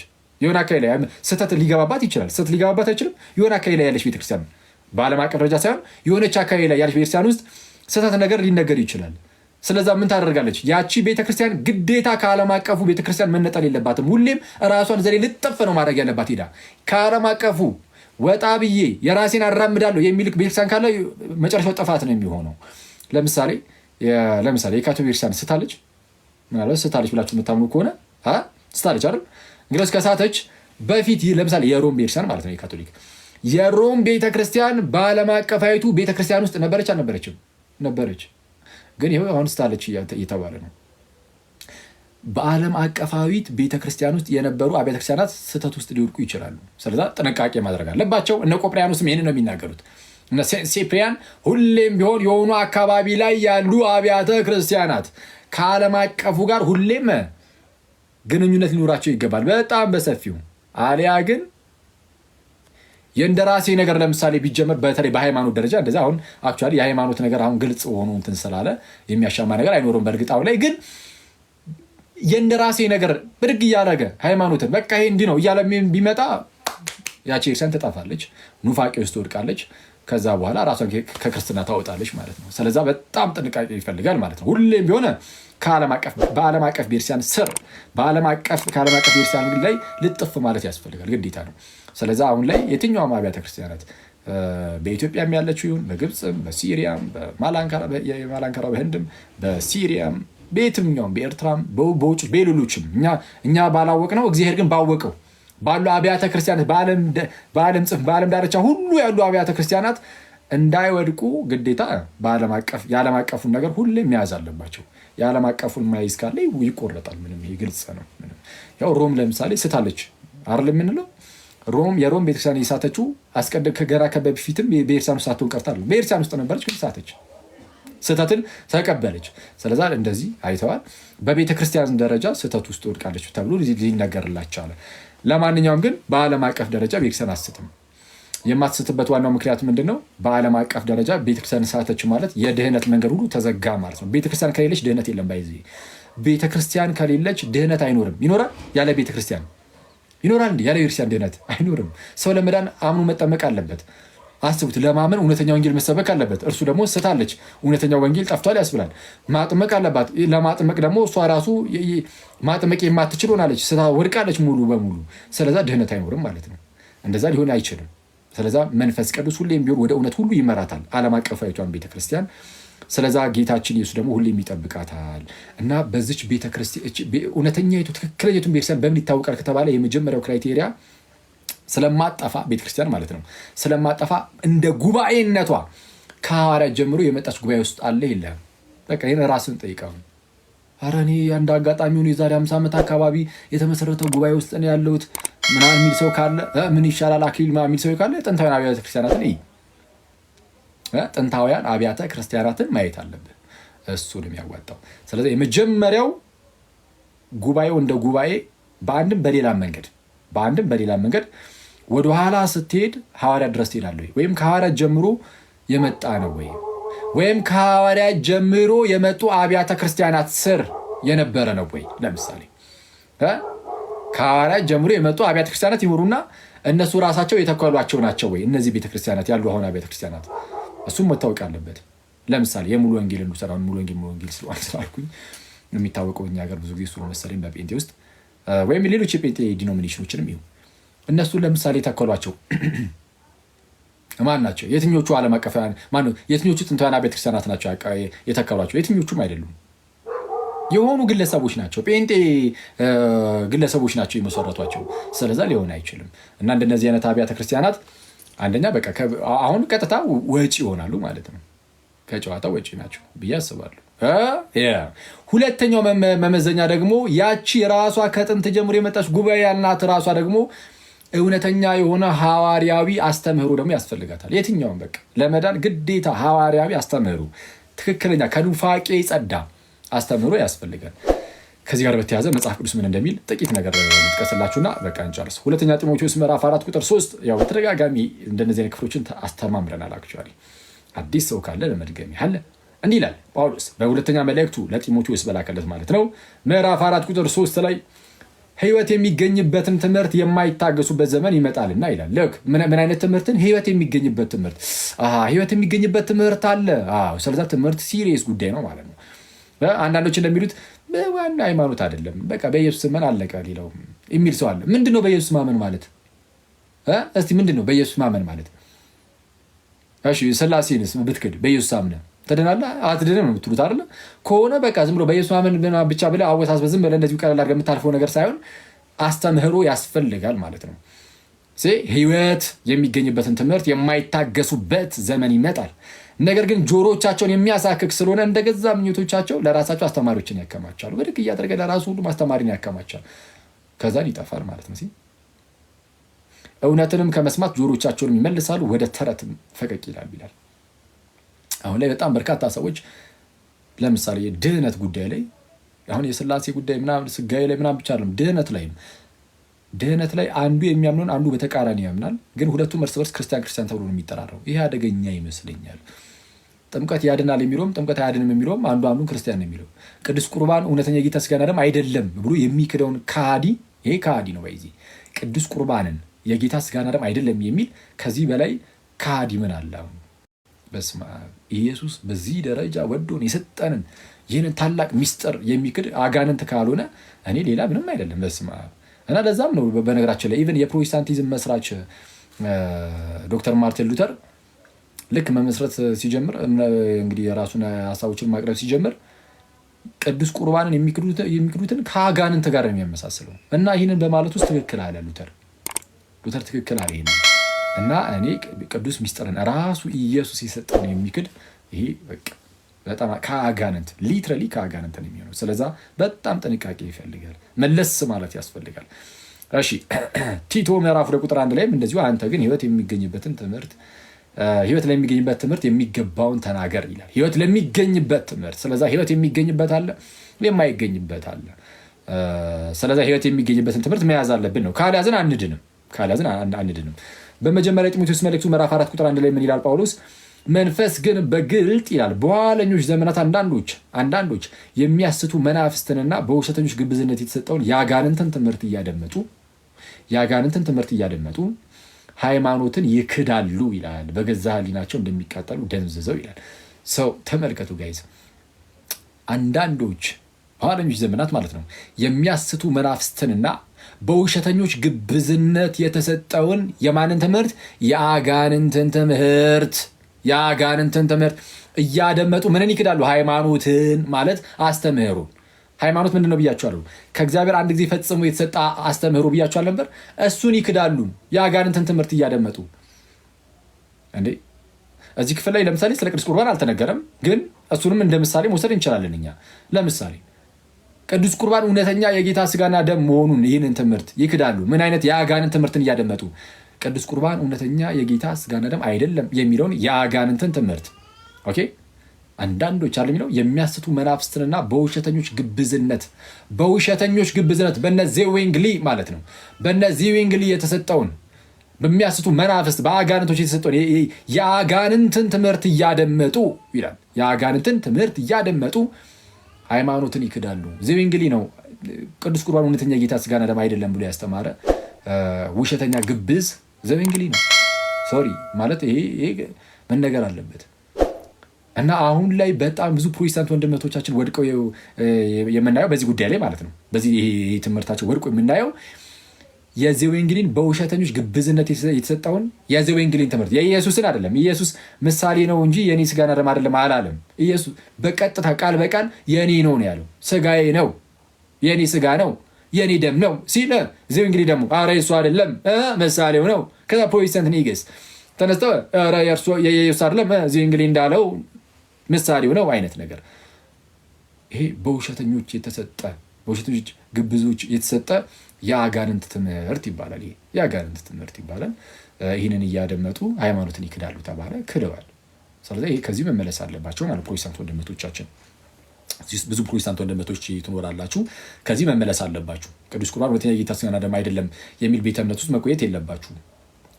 አትሊስት ይህን ቅዱስ ሚስጥርን እንደዚህ የሚያቃልል ሰው ጋር ህብረት ማድረግ የለባችሁም። እሺ ዝቅልና ቁጥር 16 ላይ እዛው አንደኛ ጢሞቴዎስ ምዕራፍ 4 ቁጥር 16 ላይ ማለት ነው። ለራስህና ለትምህርት ተጠንቀቅ ይላል። በእነርዚህም ጽና፣ ይህን ብታደርግ ራስህንም የሚሰሙንም ታድናለህ ይላል። ለራስህና ለትምህርት ተጠንቀቅ፣ በእነርዚህም ጽና። ለራስህም ለትምህርትም ለትምህርት ተጠንቀቅ ነው የሚባለው። በቃ ትምህርት በጣም ጥንቃቄ ይፈልጋል። በእነርዚህም ጽና፣ በትምህርት ትጸናለህ። እንዲህ ካደረግ ራስህንም ታድናለህ። ለትምህርት በመጠንቀቅ ራሳችንን እናድናለን። አዎ ለምን? ትምህርት የተሳሳተ ከሆነ ልጠፋ ነው። አሁን በጣም ሌሎችም ፕሮቴስታንቶች አይደለም ሌሎችም ወንድም እህቶቼ ድነናል ብላችሁ አስባችሁ ቁጭ ብላችሁ የተሳሳተ ትምህርት ውስጥ ካላችሁ እንደጠፋችሁ ግን ታውቁታላችሁ በጌታ። ስለዛ ይህን ነገር መለስ ብለን ማየት የለብንም አለብን። ስለዛ መሰረታዊው የክርስትና ትምህርት ምን ይመስላል የሚለው መታየት አለበት። ስለዛ ምን አለ? ለራስህና ለትምህርት ተጠንቀቅ፣ በእነርዚህም ጽና፣ ይህን ብታደርግ ራስህን ታድናለህ። ራስን ብቻ አይደለም ደግሞ በጣም በሚያስገርም ሁኔታ የሚሰሙህንም ታድናለህ። የሚሰሙትን ያድናል። እንዴት? እነዛ ሰዎች ሲሰሙ ትክክለኛውን ትምህርት ከእርሱ ካገኙ ይድናሉ። ለዛ ነው። ካላገኙ ግን ባይጸና፣ ለትምህርቱ ባይጠነቀቅ ግን አይድኑም። እነዛ ሰዎችን ለማዳን ስትል እንደው እባክህን በትምህርት ጽና። ስለዛ ትምህርት አስፈላጊ ነው ማለት ነው አይደል? ስለዛ መሰረታዊ ክርስትና ትምህርትን የምንማርበት ዋናው ምክንያት መሰረታዊ ክርስትና ትምህርት ለድህነታችን ቀጥታ ግንኙነት ስላለው ያንን ትምህርት ማመን ለእኛ እንደ አማራጭ አይደለም፣ እንደ ግዴታችን ነው። ስለ እግዚአብሔር ማወቅ፣ ስለ ጌታችን ኢየሱስ ማወቅ፣ ስለ ወንጌል ማወቅ፣ ማለትም ኢየሱስ እርሱ ክርስቶስ እንደሆነ መሲህ እንደሆነ ስለ ሁላችን መሞቱን፣ መነሳቱን፣ ይሄ ሁሉ ደግሞ ስለ እኛ እንደሆነ በዛ ውስጥ ደግሞ እኛ እንዴት እንደምንድን ይህን ሁሉ ማወቅ አለብን ግዴታ። ስለዛ አማራጫችን አለም የምንማረው መሰረታዊ ክርስትና ትምህርትን የምንማረው ከድነታችን ጋር ስለሚገናኝ ነው። ስለዛ መሰረታዊ ክርስትና ትምህርታችሁ ምንድን ነው የሚለውን ይኸው ዛሬ እንጀምራለን። ስላሴ ብለን አምላካችሁን ማወቅ አለባችሁ አይደል? እሺ የስላሴን ትምህርት በ20 ደቂቃ ውስጥ አይኖ እንዴ በ20 ደቂቃ ይሄን ስላሴ ትምህርት ልትሉ ትችላላችሁ። ግን በ20 ደቂቃ ውስጥ ወይ በ15 ደቂቃ ውስጥ አጠር አድርጌ ብቻ ያሳያችኋለሁ። እንዳልኳችሁ በጣም ሰፊ ነገር ሳይሆን ቀለል ያለ ነገር ነው የምነግራችሁ። እሺ የስላሴ ትምህርት እንግዲህ የስላሴን ትምህርት አስቀድሜ ቀለል አድርጌ በአጭሩ ልንገራችሁና ከዛ የመጽሐፍ ቅዱስ ጥቅስ ብቻ እየነገርኳችሁ አልፋለሁ። እያነበብን ማለት ነው የመጽሐፍ ቅዱስ ክፍል። ስላሴ ስንል ስለ እግዚአብሔር አምላካችን እያወራን ነው። አምላካችን እግዚአብሔር አንድ እግዚአብሔር ነው። አንድ አምላክ ብቻ ነው ያለን። ሞኖቴይስት ነን። በቃ አንድ አምላክ ነው ያለን። ሌላ አምላክ አናውቅም። እኛ ያለን አምላክ አንድ አምላክ ነው። አንድ አምላክ አብ አለን። ያ አብ ልጅ አለው። ልጁ ከአባቱ ጋር አንድ አምላክ ነው።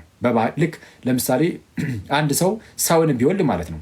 ሰውን ቢወልድ የሆነ ልጅ ቢወልድ ማለት ነው። አንድ ሰው ያ ልጅ ከአባቱ ጋር ተመሳሳይ ባህሪ አንድ ባህሪ የሚኖረው ሰው ነው። በቃ የሚወለደውም ሰው ነው። አብ ልጅ አለው ወይም ቃል አለው። ቃሉ እንደ ልጅ ነው። ልክ እንደኛ አይነት መውለድ ሳይሆን ለምሳሌ የኔ ቃል ከእኔ ስለሚወጣ የኔ ቃል ነው ተብሎ የሚነገረዋል። ግን የኔ ዝርው ቃል ነው። የአብ ቃል ግን አካላዊ ቃል ሆኖ እኔ የሚል ህይወት ያለው እውቀት ያለው እንደዚህ አይነት አካላዊ የሆነ ማለት ነው ቃል ነው የአብ ቃል። ከመጽሐፍ ቅዱስ የተወሰነ ነገር ያሳያቸዋለሁ። እና እንደዛ ሆኖ አለ ከአብ የሚወጣ እና የአብ እስትንፋሱ ደግሞ አለ ወይም መንፈሱ ተብሎ የአብ ቃልና መንፈስ፣ የአብ ልጅና የአብ መንፈስ። መንፈስ ማለት መንፈስ ቅዱስ ነው። ስለዚህ አንድ አምላክ አብ ነው ያለን። አንድ አምላክ አብ። ከአብ ውጭ አምላክ አለ የለንም። እኛ ያለን አንድ አምላክ አብ ነው። ወልድ እስከተባለ ወልድ ከአብ የተለየ ሌላ አምላክ አይደለም። ወልድ ከአብ የሚገኝ የሚወጣ ከአብ ጋር አንድ የሆነ አምላክ ነው። በአብና በወልድ መካከል የተለያየ አምላክነት አለ? የለም። የአብ መለኮት የወልድ መለኮት ነው። ስለዛ ከአብ የተለየ መለኮት ወልድ የለውም። የተለየ አካል አለው። ይኸው ወልድ ከአብ ተወልዷል እያለን ነው። ወጥቷል እያለን ተወልዷል እያለን እንደዚህ ንጠል ማለት ባይሆንም ግን ራሱን የቻለ ግን ምንድነው አካል ያለው ነው። ራሱን የቻለ አካል ያለው ነው ወልድ። መለኮት ላይ ግን ስትመጡ፣ አምላክነት ላይ ስትመጡ ግን የአብ መለኮት ራሱ የወልድ መለኮት ነው። መንፈስ ቅዱስም ከአብ የሚወጣ ነው። መንፈስ ቅዱስም ከአብ የሚወጣ ነው። ከአብ የሚወጣ ሲሆን ራሱን ችሎ አካል አለው። ግን ራሱን ችሎ ሌላ መለኮት ግን አምላክነት ግን የለውም። ስለዛ ከአብ ውጭ ከአብ ሌላ የሆነ አምላክ የለም። ወልድም ከአብ ጋር አንድ አምላክ ነው። መንፈስ ቅዱስም ከአብና ከወልድ ጋር አንድ አምላክ አንድ ጌታ ነው። በቃ ያ ነው አስተምህሮቱ በአጭሩ ይሄ ነው የኛ አስተምህሮ። ይህንን ለማወቅ መጽሐፍ ቅዱስ ላይ 3 ነጥቦችን ሰጣችኋለሁ። ያዙ። እሺ ቶሎ በሉ። መጽሐፍ ነው ደብተራችሁን አውጡ። ደብተር ከያዛችሁ ማለት ነው። እሺ አወጣችሁ ደብተራችሁን። እሺ ነጥብ 1 የስላሴን ትምህርት ለመረዳት 3 ነጥቦች። የመጀመሪያው ነጥብ አብ ወልድ እና መንፈስ ቅዱስ በቃ የተለያዩ አካላት እንደሆኑ ማወቅ መጀመሪያ። እሺ አንዳንድ ሰዎች አብ ወልድ መንፈስ ቅዱስ አንድ አምላክ ናቸው ከሚለው አንድ አምላክ ከሚለው ሊጀመር ይችላል። ጀምረን እናስተምራለን አንዳንዴ። አንዳንዱ ደግሞ የማስተማሩ መንገድ ከሶስቱ ልዩ አካላት ጀምረን ወደ አንድ አምላክነት ደግሞ እንመጣለን እና ይሄኛውን ፕሪፈር አደረኩኝ። አብ ወልድ መንፈስ ቅዱስ የተለያዩ አካላት ናቸው። ነጥብ 1 ጻፋችሁ። ነጥብ 1 3 ነጥብ ብቻ ነው የሚሰጣችሁ። 3 ነጥብ ብቻ የስላሴን ትምህርት ለመረዳት በመጽሐፍ ቅዱስ ማለት ነው። በመጽሐፍ ቅዱስ አብ ወልድ መንፈስ ቅዱስ ሶስቱ የተለያዩ አካላት ናቸው አይደል? በአካል ደረጃ የተለያዩ አካላት ናቸው። የተነጣጠሉ ሳይሆን የተለያዩ ማለትም አብ ወልድን አይደለም መንፈስ ቅዱስንም አይደለም አይደል? ወልድም አብንም መንፈስ ቅዱስንም አይደለም። መንፈስ ቅዱስንም አብንም ወልድንም አይደለም። በቃ አብ እንጂ ወልድና መንፈስ ቅዱስ አይደለም። ወልድ እንጂ አብና መንፈስ ቅዱስ አይደለም። መንፈስ ቅዱስ እንጂ አብና ወልድ አይደለም። የመጀመሪያው ይሄ ነው። እሺ ማስረጃ። እሺ ይህንን ሊያሳዩ የሚችሉ አንዳንድ የመጽሐፍ ቅዱስ ጥቅሶችን ልስጣችሁ። የተወሰነ 1 2 3 4 5 ጥቅሶችን ልስጣችሁ። እሺ ማቴዎስ ወንጌል ምዕራፍ 28 ቁጥር 19 ለምሳሌ በአብ በወልድ እና በመንፈስ ቅዱስ ስም እያጠመቃችኋቸው ደቀ መዛሙርት አድርጓቸው ብሎ የለ ጌታችን ኢየሱስ በማን ስም አለ? በአብ እና በወልድ እና በመንፈስ ቅዱስ። ትክክለኛው አጻጻፍ ልክ እንደዛ ነው። ባይዜ በአማርኛው መጽሐፋችን ላይ በአብ በወልድ እና በመንፈስ ቅዱስ ስም ይላል። በአብ በወልድ እና በመንፈስ ቅዱስ ይላል። ትክክለኛው አጻጻፍ በአብ እና በወልድ እና በመንፈስ ቅዱስ። እሺ ስለዚህ አብ ወልድ መንፈስ ቅዱስን ለያይቶ እንደዚህ ያስቀምጥና የሶስቱን ግን አንድነት ደግሞ ሲያስቀምጥ ስም ይላል። ስሞች ሳይሆን ስም። ቅዱስ አትናቴዎስ ሐዋርያዊ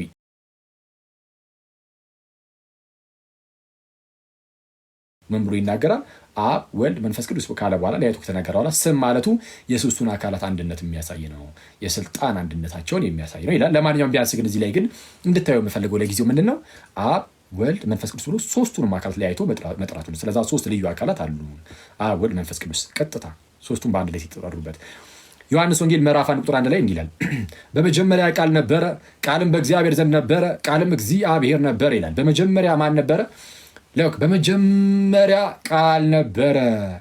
እሺ መቼ ነው በመጀመሪያ? ከዓለም ፍጥረት በፊት ከዘላለሙ ማለት ነው።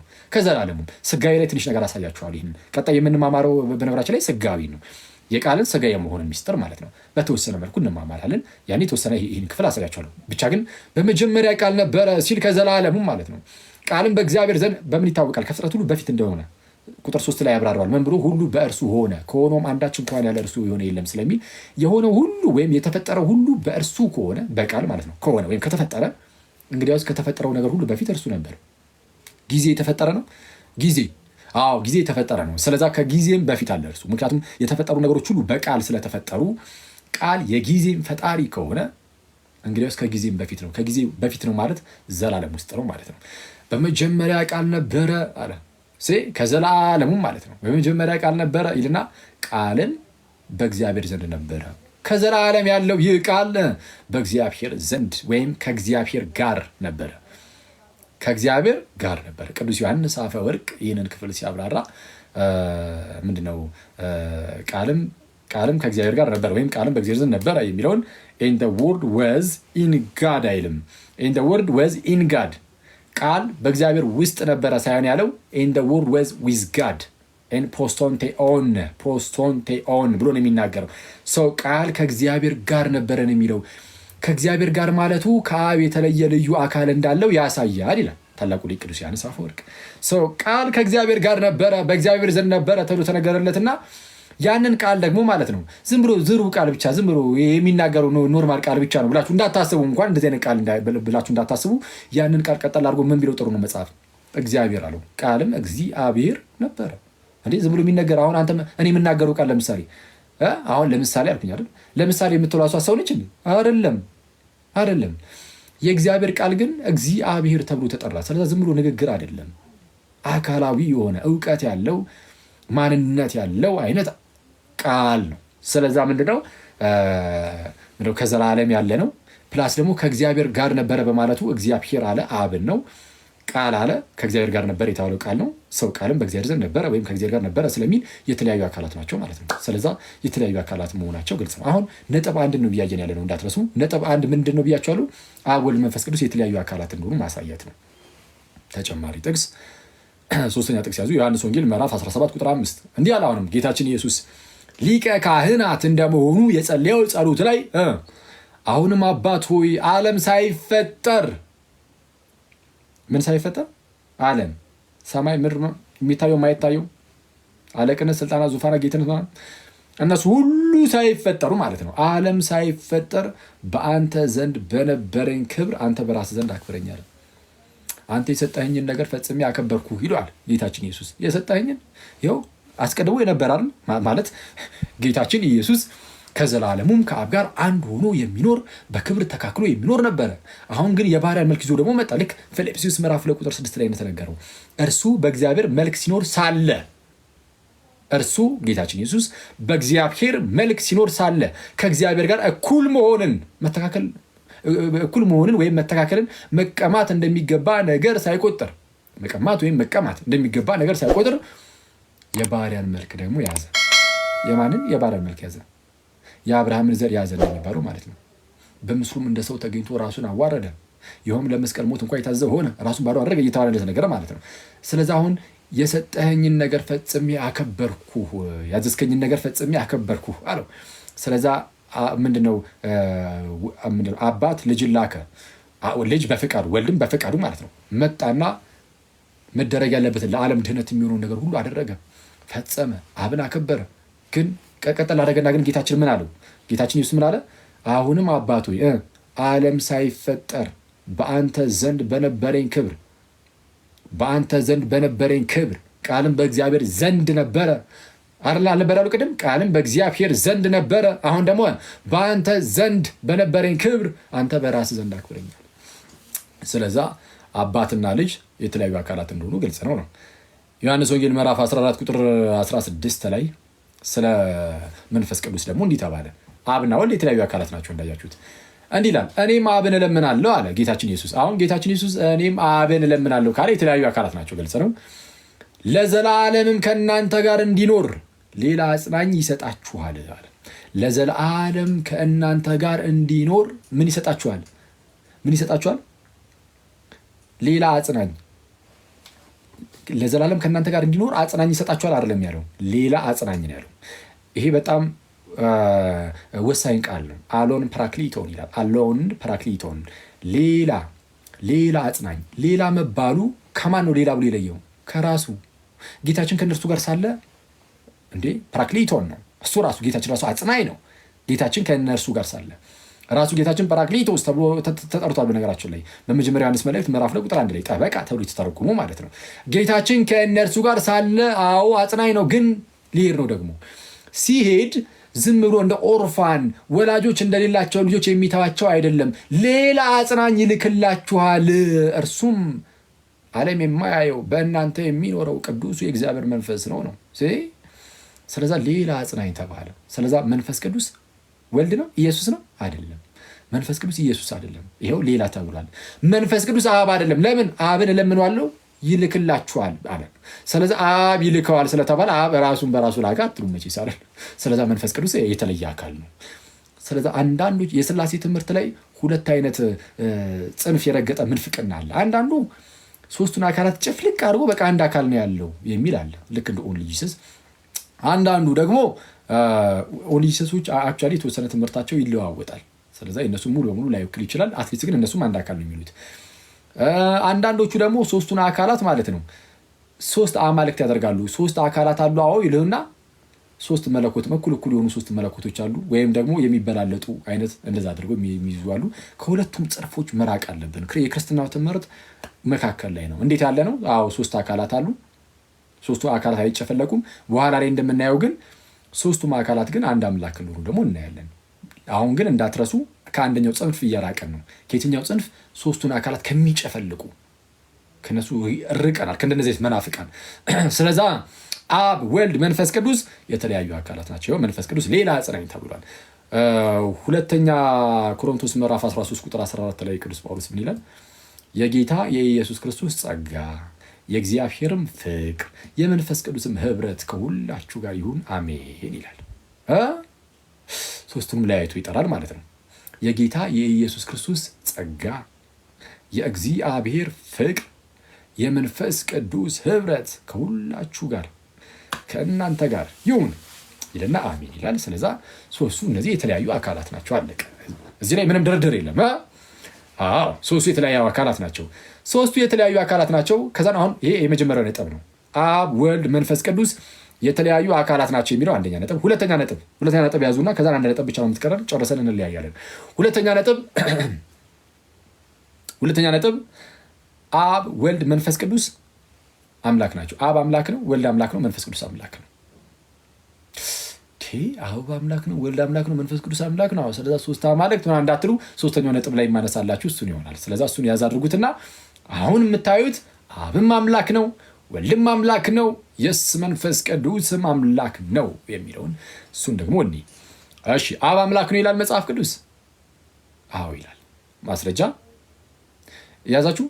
ነጥብ 2 አብ ወልድ መንፈስ ቅዱስ አምላክ ስለመሆናቸው፣ አማልክት ስለመሆናቸው አላልኩም። አምላኮች ስለመሆናቸው አላልኩም። አምላክ ስለመሆናቸው ብዬ በብዙ ቁጥር መጥራቴ የአካላትን አምላክ ብዬ በነጠላ መጥራቴ ደግሞ ባህሪያቸውን አምላክነታቸውን የሚያሳይ ነው። የራሴን ቃል አንድም ብዬ አመሰጠርኩት እንዲ ረሱት። ሁለተኛው ነጥብ እሱ ነው እንዳትረሱ። አብ ወልድ መንፈስ ቅዱስ አምላክ መሆናቸው። እሺ አንደኛ አብ አምላክ ነው። አሁን ከአብ እንጀምር። የማቴዎስ ወንጌል ምዕራፍ 11 ቁጥር 25 በዚያን ጊዜ ኢየሱስ መልሶ እንዲህ አለ፣ አባት ሆይ የሰማይና የምድር ጌታ አባት ሆይ አለና ጌታችን ኢየሱስ የሰማይና የምድር ጌታ፣ የሰማይም የምድርም ጌታ ከተባለ አምላክ ነው አይደለም? አምላክ ነው፣ አለቀ። ስለዚህ አብ አምላክ ነው። ተጨማሪ ማስረጃ ዮሐንስ ወንጌል ምዕራፍ 17 ቁጥር 3 ላይ ጌታችን ኢየሱስ አሁንም እንዲህ ብሎ ጸለየ። እውነተኛ አምላክ የሆንክ አንተን ብቻ የላከውንም ኢየሱስ ክርስቶስን ያውቁ ዘንድ ይህች ዘላለም ሕይወት ናት አለ። እውነተኛ አምላክ የሆንክ አንተን ብቻ። እውነተኛ ምን አምላክ? እውነተኛ አምላክ ነው ማን? አብ። ስለዚህ አብ አምላክ ነው አይደለም? አብ አምላክ ነው። ተጨማሪ ማስረጃ ሁለተኛ የጴጥሮስ መልእክት ምዕራፍ 1 ቁጥር 17 ከገናናው ክብር አለ። ከገናናው ክብር በዛ በደብረ ታቦር ማለት ነው።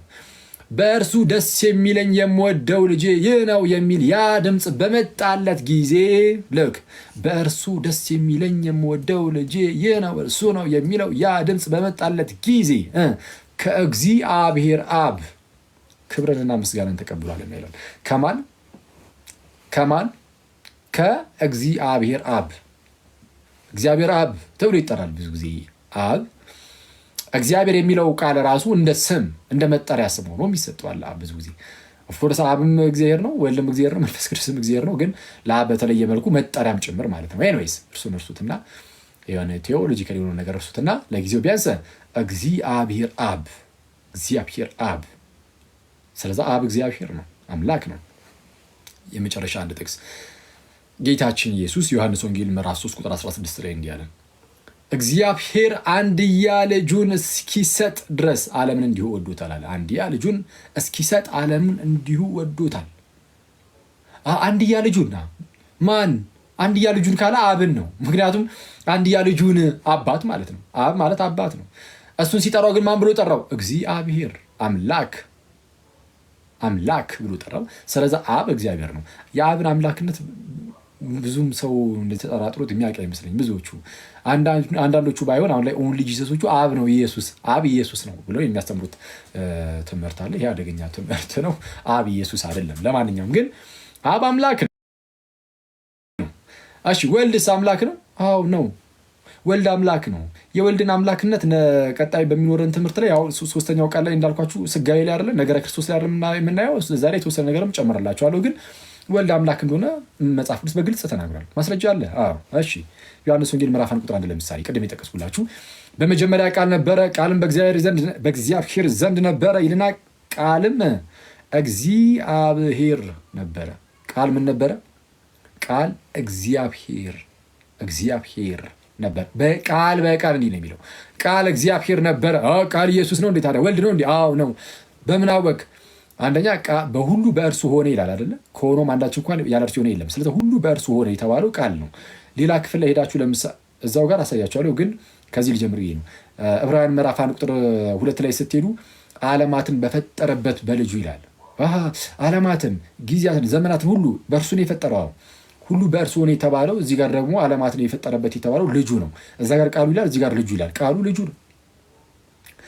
ቆላሲስ ምዕራፍ 1 ቁጥር 15 ላይም ምን ብሎ ነው የተናገረው? ቆላሲስ ምዕራፍ 1 ቁጥር 15 ላይ እርሱ የማይታይ አምላክ ምሳሌ ነው፣ በሰማይም ያለው በምድር የሚታየውም የማይታየውም አለቅነት ቢሆን ስልጣናት፣ ግዛት ቢሆን ጌትነት ሁሉ በእርሱ ተፈጥረዋልና ከፍጥረት ሁሉ በፊት እርሱ በኩር ነው አይደል የሚለው? ሁሉ በእርሱ ተፈጥረዋልና ከፍጥረት ሁሉ በፊት በኩር ነው። ሁሉ በእርሱ የተፈጠረው በሰማይም ያለው በምድርም ያለው የሚታየውም የማይታየውም አለቅነት ቢሆን ስልጣናት፣ ግዛት ቢሆን ጌትነት ሁሉ የተፈጠረው በበኩሩ ነው። በተወለደው ከፍጥረት ሁሉ በፊት በኩር ነው ተባለ። ከፍጥረት ሁሉ በፊት በተወለደው በእርሱ የተፈጠረው። ስለዚህ ቃል የተባለው እዛ ጋር ወልድ ነው፣ በኩሩ ነው። በኩሩን ወደ ዓለም ሲያገባ የእግዚአብሔር መላእክት ሁሉ ለእርሱ ይስገዱ ይላል ተብሎ እንደተነገረ በዕብራውያን ምዕራፍ 5 ጀምሮ ሰው በመጀመሪያ ቃል ነበር የተባለው ወልድ ነው። ግልጽ የሆነ ማስረጃ ልስጣችሁ። ቁጥር 14 ላይ ዝቅ ብላችሁ እዛው እዩ። ቃልም ስጋ ሆነ በእኛም አደረ፣ ጸጋና እውነትም የተመላ ነው። አንድ ልጅም ከአባቱ ዘንድ እንዳለ ያለውን ክብሩን አየነ አለ። ግልጽ ነው አይደል? ስለዛ በቃ ወልድ ይኸው ቃል እግዚአብሔር ተብሏል። ቃል በቃል ተጨማሪ ማስረጃ እስካሁን ባይዚ ዮሐንስ አንዳንድ ለማብራራት የተጠቀምኳቸው ጥቅሶች እንዳለ የኢየሱስን አምላክነት በግልጽ የሚያስረዱ ናቸው አይደል? በግልጽ የሚያስረዱ ናቸው። ዓለማትን በፈጠረበት በልጁ ይኸው አምላክ መሆኑን ያስረዳል። ያውም ፈጣሪ አምላክ ሲባል ዝም ብሎ አምላክ እየተባለ ሳይሆን አንዳንዶች ምን እግዚአብሔር እኮ ሙሴንም አምላክ አደርጋለሁ ብሎታል የሚሉ ሰዎች አሉ። ፈጣሪ ከመሆኑ አንጻር ነው አምላክ እየተባለ ያለው። ይኸው ዓለማትን በፈጠረበት በልጁ ቆላስይስ 1:15 የሚሰጧችሁንም እያዙ። እሺ ቲቶ ምዕራፍ 2 ቁጥር 13 እንዲህ ይላል። ምን ይላል? ከቁጥር 11 ጀምሮ ሰዎችን ሁሉ የሚያድን የእግዚአብሔር ጸጋ ተገልጧል። ይህም ጸጋ ኃጢአተኝነትና ዓለማዊ ምኞትን ክደን የተባረከውን ተስፋችንን እርሱም የታላቁን የአምላካችንና የመድኃኒታችንን የኢየሱስ ክርስቶስን ክብር መገለጥ እየጠበቅን አሁን በዚህ ዘመን እንደው ዝግ ብለን እንዴት መኖር እንዳለብን ያስተምረናል እንዳለ ማለት ነው። ስለዛ ምን አለ? የተባረከውን ተስፋችንን ኢየሱስ የተባረከው ተስፋችን ነው። እርሱም የታላቁን የአምላካችንና የመድኃኒታችንን የኢየሱስ ክርስቶስን ክብር መገለጥ እየጠበቅን አለ። ኢየሱስን ምን ብሎ ገለጠው? ታላቁ አምላካችንና መድኃኒታችን አሉ። የታላቁ አምላካችንና የመድኃኒታችን የኢየሱስ ክርስቶስን ክብር መገለጥ እየጠበቅን ብሎ ተናገረ። ኦኬ ሰው ኢየሱስ አንደኛ የተባረከ ተስፋችን ነው። የተባረከው ተስፋችሁ ትምህርታችንን ጨርስ መጀመሪያ ስብከት እንዳላረግባችሁ። ስለዛ በግልጽ ኢየሱስን ምን አለው? የታላቁን የአምላካችንንና የመድኃኒታችንን የኢየሱስ ክርስቶስን ክብር መገለጥ እየጠበቅን። ኢየሱስ ታላቁ አምላክ ተብሎ ተጠርቷል። ዕብራውያን ምዕራፍ 1 ቁጥር 8 ተጨማሪ ስለ ልጁ ግን ይልና አምላክ ሆይ ዙፋንህ እስከ ዘላለም ድረስ ይኖራል፣ የመንግስትን በትር የቅንነት በትር ነው ይላል። ስለማን? ስለ ልጁ ስለ ወልድ ሲናገር አምላክ ሆይ ዙፋንህ እስከ ዘላለም ድረስ ይኖራል። ዘላለማዊ የሆነ አምላክ ነው ማለት ነው። ዙፋንህ እስከ ዘላለም ድረስ ይኖራል፣ የመንግስትን በትር የቅንነት በትር ነው ይላል። ስለማን አለ? ስለ ልጁ ስለ ወልድ። መላእክትን ከወልድ ጋር ሲያነጻጽር ማለት ነው፣ ወይም ልጁን ከመላእክት ጋር ሲያነጻጽር ስለ ልጁ እንዲህ እያለ ነው የሚናገረው፣ አምላክ ሆይ እያለ። ስለዛ ልጁ ወይም ወልድ አምላክ ነው። አንድ የመጨረሻ ጥቅስ ሮሜ 9:5 ምዕራፍ 9 ቁጥር 5 አባቶችም ለእነርሱ ናቸውና ለነማን? ለአይሁዳውያን። አባቶች ለአይሁዳውያን ናቸው አይደለ? አብርሃም፣ ይስሐቅ፣ ያዕቆብ አባቶቻችን ተብሎ የሚጠሩት በአይሁዳውያን ነው። አባቶች ለእነርሱ ናቸው እና አሁን ክርስቶስ ሲመጣ ደግሞ ከእነርሱ አይደል በስጋ አብርሃም ይስሐቅን ወለደ፣ ይስሐቅ ያዕቆብን፣ ያዕቆብ ደግሞ ይሁዳና ወንድሞቹን እያለ እንዲህ እንደሚመጣው ማለት ነው። አባቶች ለእነርሱ ለአይሁዳውያን ናቸውና አባቶች ለእነርሱ ናቸውና ከእነርሱም ከነዚህ ከአባቶች ከአይሁዳውያን ክርስቶስ በስጋ መጣ። አሁን በስጋ ሲመጣ ከእነርሱ ነው። ክርስቶስ በስጋ መጣ ይልና እርሱም ከሁሉ በላይ ሆኖ ለዘላለም የተባረከ አምላክ ነው፣ አሜን ይላል። እርሱም በስጋ ከአይሁዳውያን ከአባቶች የመጣው እርሱ ክርስቶስ ከሁሉ በላይ ሆኖ ለዘላለም የተባረከ አምላክ ነው፣ አሜን ይላል። ለዘላለም የተባረከ አምላክ ነው ኢየሱስ ክርስቶስ ማለት ነው። ስለዛ ወልድ አምላክ ነው፣ አብ አምላክ ነው አለ መጽሐፍ ቅዱስ በግልጽ አብ፣ ወልድ፣ መንፈስ ቅዱስ የተለያዩ አካላት እንደሆነ ነግሮናል። በግልጽ አሁን ከነዚህ ከተለያዩ አካላት ውስጥ አብ አምላክ እንደሆነ ነግሮናል፣ ወልድም አምላክ እንደሆነ ነግሮናል። መንፈስ ቅዱስ ጋር ደግሞ እንሄዳለን። መንፈስ ቅዱስ ላይ ደግሞ ጌታችንና አምላካችን መንፈስ ቅዱስ አምላክ እንደሆነ መጽሐፍ ቅዱስ እንደዚሁ የሚያስረዳበትን የተወሰኑ ክፍሎች ልስጣችሁ። ሐዋርያት ሥራ ለምሳሌ ምዕራፍ 5 ቁጥር 3 የሐናንያና የሰጲራ ታሪክ አለ። ማለትም በሐዋርያት ዘመን ነው አሉ ትላለህ። በሐዋርያት ዘመን እንዳለ ክርስቲያኖች እየተሰባሰቡ ያላቸውን ሀብት ሁሉ እየሰበሰቡ እያመጡ ሁሉም አንዱ የአንዱን ማለት አንድ ላይ አድርጎ ማለት ነው በጋራ ነበር የሚኖሩት እየበሉ እየጠጡ ምናምን። አሁን ልክ እንደዚህ አይነት ኑሮ ባይዚ እንደዚህ የሚመስል አይነት ኑሮ የሚኖሩ ሰዎች አሉ አሁን ላይ በምድራችን ላይ አሉ። በነገራችን ላይ ልክ እንደዚህ ማለት ነው። ሁሉም የራሱን ይዞ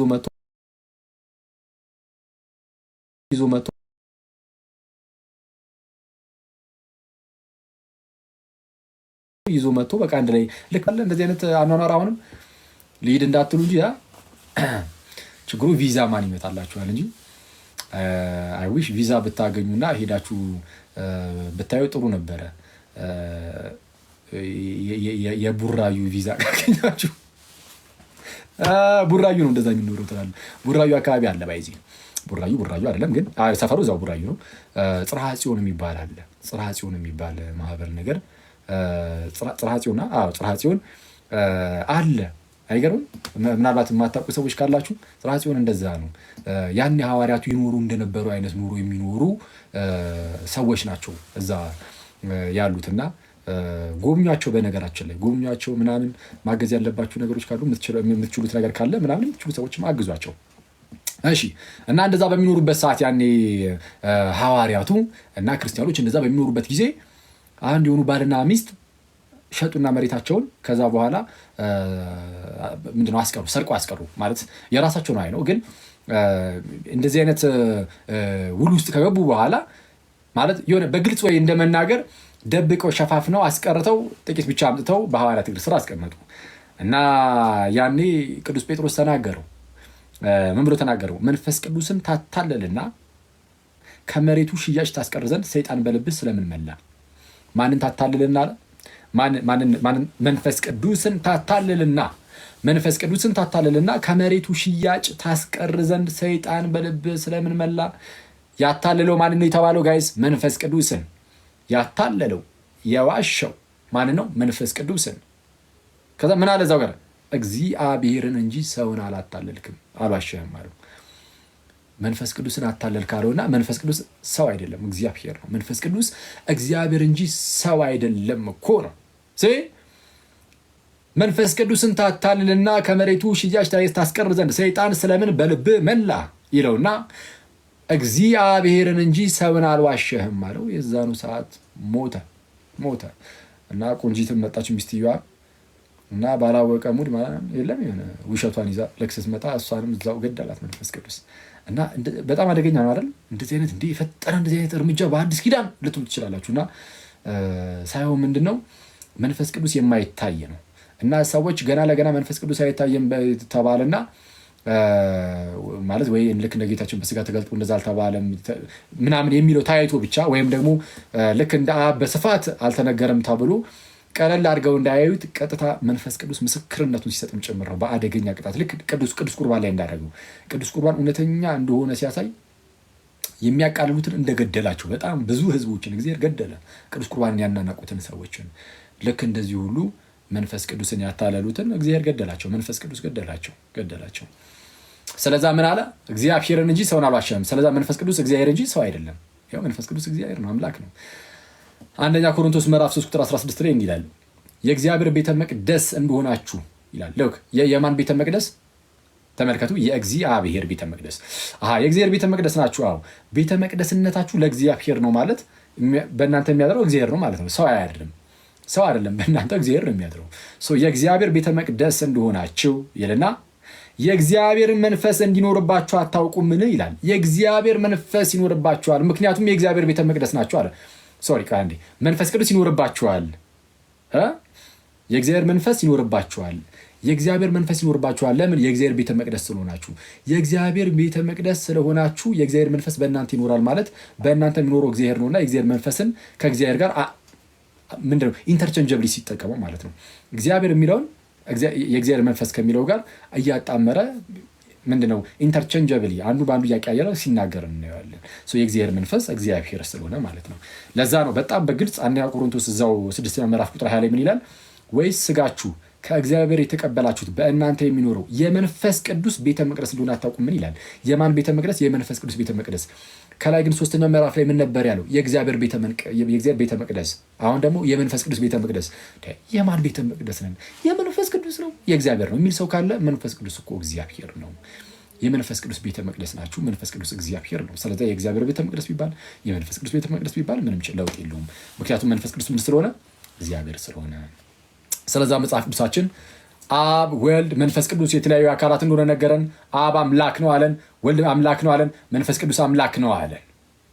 እሺ 3 አማልክት ማለት ነው? አብ አምላክ ሆነ፣ ወልድ አምላክ ሆነ፣ መንፈስ ቅዱስ አምላክ ሆነ፣ 3 አማልክት ማለት ነው? አይደለም። ልክ ስነሳ እንደነገርኳችሁ አብ ብቸኛው አምላክ ነው። ስለዛ ወልድ ከአብ ስለሆነ የሚገኘው ሌላ አምላክነት የለም። የአብ አምላክነት የወልድም አምላክነት ነው። የአብ መለኮት የወልድ መለኮት ነው። መንፈስ ቅዱስም ከሌላ ቦታ የተገኘ እኮ አይደለም። ከራሱ ከአብ ከዘላለማዊው አብ የተገኘ ዘላለማዊ ነው። መንፈስ ቅዱስም በዘላለም ውስጥ ነው የሚገኙት የሆነ ሰዓት ላይ ብቅ ያሉ አይደሉም። ደግሞ ሰው መንፈስ ቅዱስ ከዘላለሙም ደግሞ ከአብ የሚወጣ ነው። ስለዛ የአብ አምላክነት የመንፈስ ቅዱስ አምላክነት ነው። የአብ መለኮት የወልድም የመንፈስ ቅዱስ መለኮት ነው። ስለዛ አንድ መለኮት ነው ያለውና አብ አምላክ ነው፣ ወልድ አምላክ ነው፣ መንፈስ ቅዱስ አምላክ ነው ሲባል እንደ አንድ አምላክነታቸው እንጂ የተለያዩ አማልክት ተብሎ አይደለም። ለዚህ ደግሞ መጽሐፍ ቅዱሳችን በግልጽ ምንም እንኳን አብንም አምላክ ቢል ወልድንም አምላክ ቢል መንፈስ ቅዱስንም አምላክ ቢል ሶስት የተለያዩ አማልክት የሉምና መጽሐፍ ቅዱሳችን በግልጽ አንድ አምላክ ብቻ እንዳለ ነግሮናል። ሶስተኛው የምታመጡት ነጥብ ይሄ ነው። ኧረ እንዳልበርባችሁ ጋይስ፣ የምር የሆነ ክንፋ በቀለ ከማስተማሩ የተነሳ ብሎ ሙድ እንዳይያዝብኝ። እሺ ስቀልድ ነው። እሺ ያዙ ማስረጃ። ይሄ ሶስተኛው ነጥባችን ነው። የመጨረሻው ነጥባችን ጨረስን ማለት ነው። 2 ነጥብ አይተናል። አብ ወልድ መንፈስ ቅዱስ ሶስቱ የተለያዩ አካላት እንደሆኑ አየን። የመጀመሪያው ነጥብ። ሁለተኛው ነጥብስ አብ አምላክ ወልድ አምላክ መንፈስ ቅዱስ አምላክ እንደሆነ ተመለከትን። ሁለተኛው ነጥብ ማለት ነው። ሶስተኛው የመጨረሻው ነጥብ ደግሞ አብ ወልድ መንፈስ ቅዱስ ሶስት አማልክት እንዳሉ ነው። ይልቁንም መጽሐፍ ቅዱሳችን እንደሚነግረን አንድ አምላክ ብቻ እንዳለ ደግሞ እሱን ደግሞ አንድ አምላክ ብቻ ነው ያለን። አንድ አምላክ ብቻ። ማስረጃ የተወሰነ ብቻ ማስረጃ ልስጣችሁ። 1 2 3 4 5 ማስረጃ ማለት ነው። ዘጸአት ምዕራፍ 20 ቁጥር 3 ለምሳሌ ከ10ቱ ትእዛዛት የመጀመሪያው ትእዛዝ ምን ይላል? ከእኔ በቀር ሌሎች አማልክትን አታምልክ። ከእኔ በቀር ሌሎች አማልክትን አታምልክ አለ ማለት ብቸኛው አምላክ እኔ ነኝ ማለት ነው። ስለዛ ሌላ ተብሎ የሚጠራ አምላክ የለም። ተመልከቱ፣ መንፈስ ቅዱስ ሌላ ተብሎ ተጠርቶ ነበረ። ሌላ ተብሎ ሲጠራ፣ ሌላ አጽናኝ ተብሎ ሲጠራ ከአካል አንጻር ሌላ አካል ተብሎ ይጠራል እንጂ መንፈስ ቅዱስ ሌላ አምላክ ግን ተብሎ አይጠራም። ሌላ አምላክ አይደለም። ከአብና ከወልድ ጋር አንድ ጌታ አንድ አምላክ ነው ነው። ስለዛ ከእኔ በቀር ሌሎች አማልክትን አታምልክ ከእኔ በቀር ብሏልና አንድ አምላክ ነው ያለው። ዘዳግም ምዕራፍ 6 ቁጥር 4 በግልጽ እንዲህ ይላል፣ እስራኤሎይ ስማ አምላካችን እግዚአብሔር አንድ እግዚአብሔር ነው። በቃ አምላካችን እግዚአብሔር ስንት እግዚአብሔር ነው? ክርስቲያን ወንድመቶቼ አምላካችን እግዚአብሔር ስንት እግዚአብሔር ነው? 3 እግዚአብሔሮች ነው? አይደለም። 3 አማልክት ነው? በፍጹም አንድ እግዚአብሔር ነው። አንድ እግዚአብሔር ተብሎ የተጠሩት ግን 3 አካላት ግን አሉ። አንድ እግዚአብሔር ተብሎ የሚጠሩ አብ ወልድ መንፈስ ቅዱስ ግን አሉ ነው የምንለው እንጂ 3 አማልክት አሉ አንልም። ኢሳይያስ ምዕራፍ 44 ቁጥር 6 ላይ እኔ ፊተኛ ነኝ እኔም ኋለኛ ነኝ ከእኔ በቀር ሌላም አምላክ የለም። ሌላ ተብሎ የሚጠራ አምላክ የለም። በቃ ሌላ ብለህ አምላክ አትልም። ሌላ አምላክ አይባልም። ሌላ የሚባል አምላክ ስለሌለ አንድ አምላክ ነው ያለው ነው። አሁንም እዛው ኢሳይያስ ምዕራፍ 45 ቁጥር 5 ላይ እኔ እግዚአብሔር ነኝ ከእኔም ሌላ አምላክ የለም። አታውቅም፣ በቃ አታውቅም። ከእኔ በቀር ሌላ አምላክ። ወልድ ከአብ ሌላ አምላክ ይባላል አይባልም? ወልድ ከአብ ሌላ አምላክ አይባልም። መንፈስ ቅዱስ ከአብና ከወልድ ሌላ አምላክ ይባላል? በስመ አብ ከእኛ ይራቅ አይባልም። ወልድ ከአብ ጋር አንድ አምላክ፣ መንፈስ ቅዱስም ከአብና ከወልድ ጋር አንድ አምላክ። የተለያዩ አካላት እንጂ የተለያዩ አማልክት አይደሉም። ምክንያቱም በአብም በወልድም በመንፈስ ቅዱስም ያለው መለኮት አንድ መለኮት ነው። የአብ መለኮት እንጂ ሌላ ከአብ የተለየ ሌላ መለኮት የለም። ያዕቆብ ምዕራፍ 2 ቁጥር 19 ላይ ምን ይላል? እግዚአብሔር አንድ እንደሆነ አንተ ታምናለህ፣ መልካም ታደርጋለህ። እሺ፣ ሰይጣንም ደግሞ ያምናል ይንቀጠቀጥማል። እግዚአብሔር ስንት እንደሆነ አንድ እንደሆነ አንተ ታምናለህ፣ መልካም ታደርጋለህ። ሰይጣንም ደግሞ ያምናል። ይሄን ሰይጣን ሳይቀር ማለት ነው። ይንቀጠቀጥማል አለ። ስለዛ አንድ አምላክ ብቻ ነው ያለው። ስለዛ አብ ወልድ መንፈስ ቅዱስ አንድ አምላክ እንጂ 3 አማልክት አይደሉም ማለት ነው። ስለዛ በአጭሩ የሥላሴ ትምህርት ይህንን ይመስላል። አብ ወልድ መንፈስ ቅዱስ 3ቱ የተለያዩ አካላት ናቸው። እነዚህ 3ቱ የተለያዩ አካላት እያንዳንዳቸው አብም አምላክ ነው፣ ወልድም አምላክ ነው፣ መንፈስ ቅዱስም አምላክ ነው። ግን 3 የተለያዩ አማልክት ሳይሆኑ 3 አንድ አምላክ ናቸው ማለት 3 አካላት አንድ አምላክ ናቸው። እንደዛ ይበቃናል። ያው ባበላሽዎት ደግሞ እግዚአብሔር አምላክ በልባችሁ ላይ አስተካክሎ ይቅረጽላችሁ።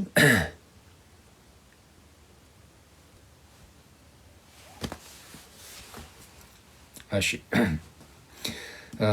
ገባችሁ ሰዎች? ተረዳችሁት? ነው በስሱ ነው አክቹዋሊ እየተማማረን ያለ ነው። ያው ሊሆን ስለማይችል ማለት ነው። አይ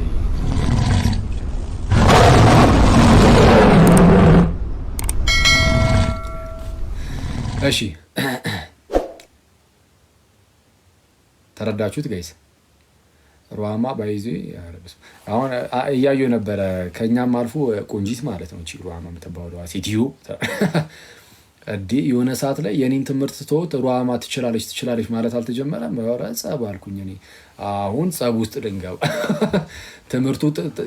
ትምህርቱን እያስቀረሽብን ነው ጥብስ።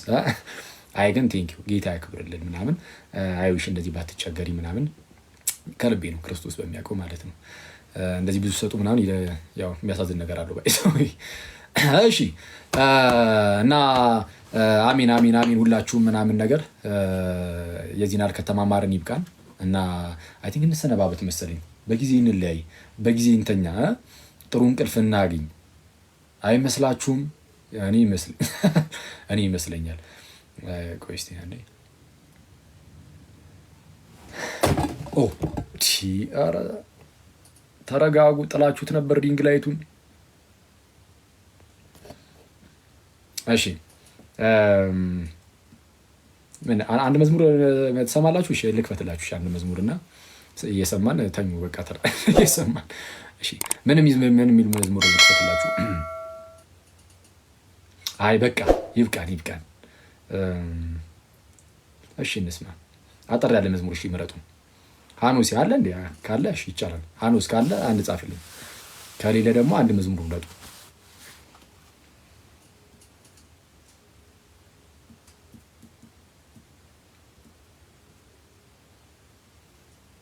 የበገናውኑ ምን እስቲ ምን የሚል መዝሙር? አንድ መዝሙር ለምን? እሺ ሀኖስ የለም መሰለኝ። አንድ ቁጥር እየጻፋለን ኮምፒውተር ልክፈትላችሁ። የአቤልን ስላሴ አምላኬ እንዴ ደግሞ ሚስጥረ ስላሴ ነበር የተማማርነው ዛሬ። እስቲ ኦኬ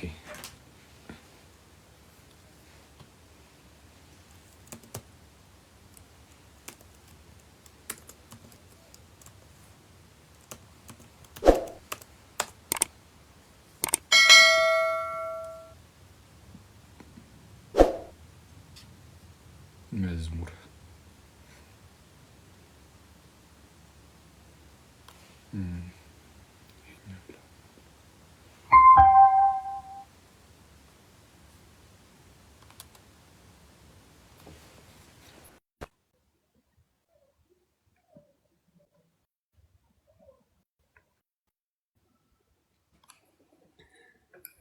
ሀኖስ ይመጣ እንዴ?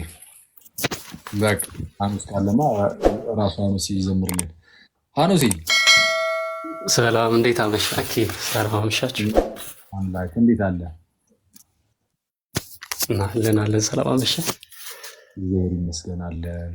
እስቲ እንትን አድርጉት እስቲ እግዚአብሔር ያሰማልን። አሚን አሚን። ሀኖስ ወንድሜ እንትን አድርጉት እስቲ ገሱን ሁለት ብቻ እንዲሆን ማለት እንደዚህ ትንሽ አታድርጉት። ማን ነው የሚችለው ሞዴሬተር? ኤዲያ እንደዛ አይደለም።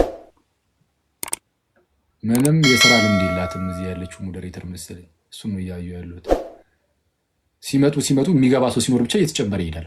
እነዚህን ባዶ ነገሮች አጥፊያቸው።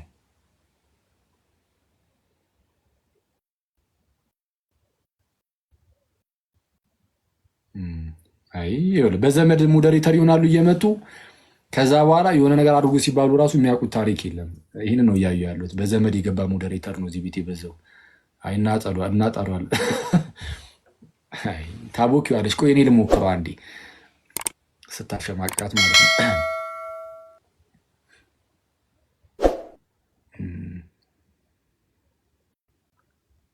ገስት ከዛ በኋላ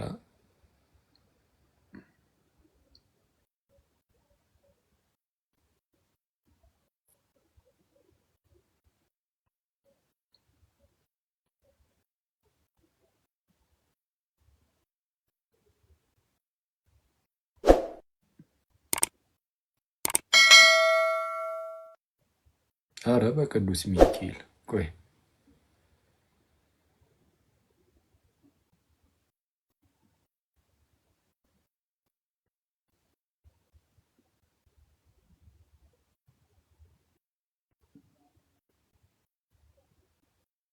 እችላለሁ። በጣም ከባድ ሰው ነኝ እኔ። ኮርስ ያስፈልገዋል መሰለኝ።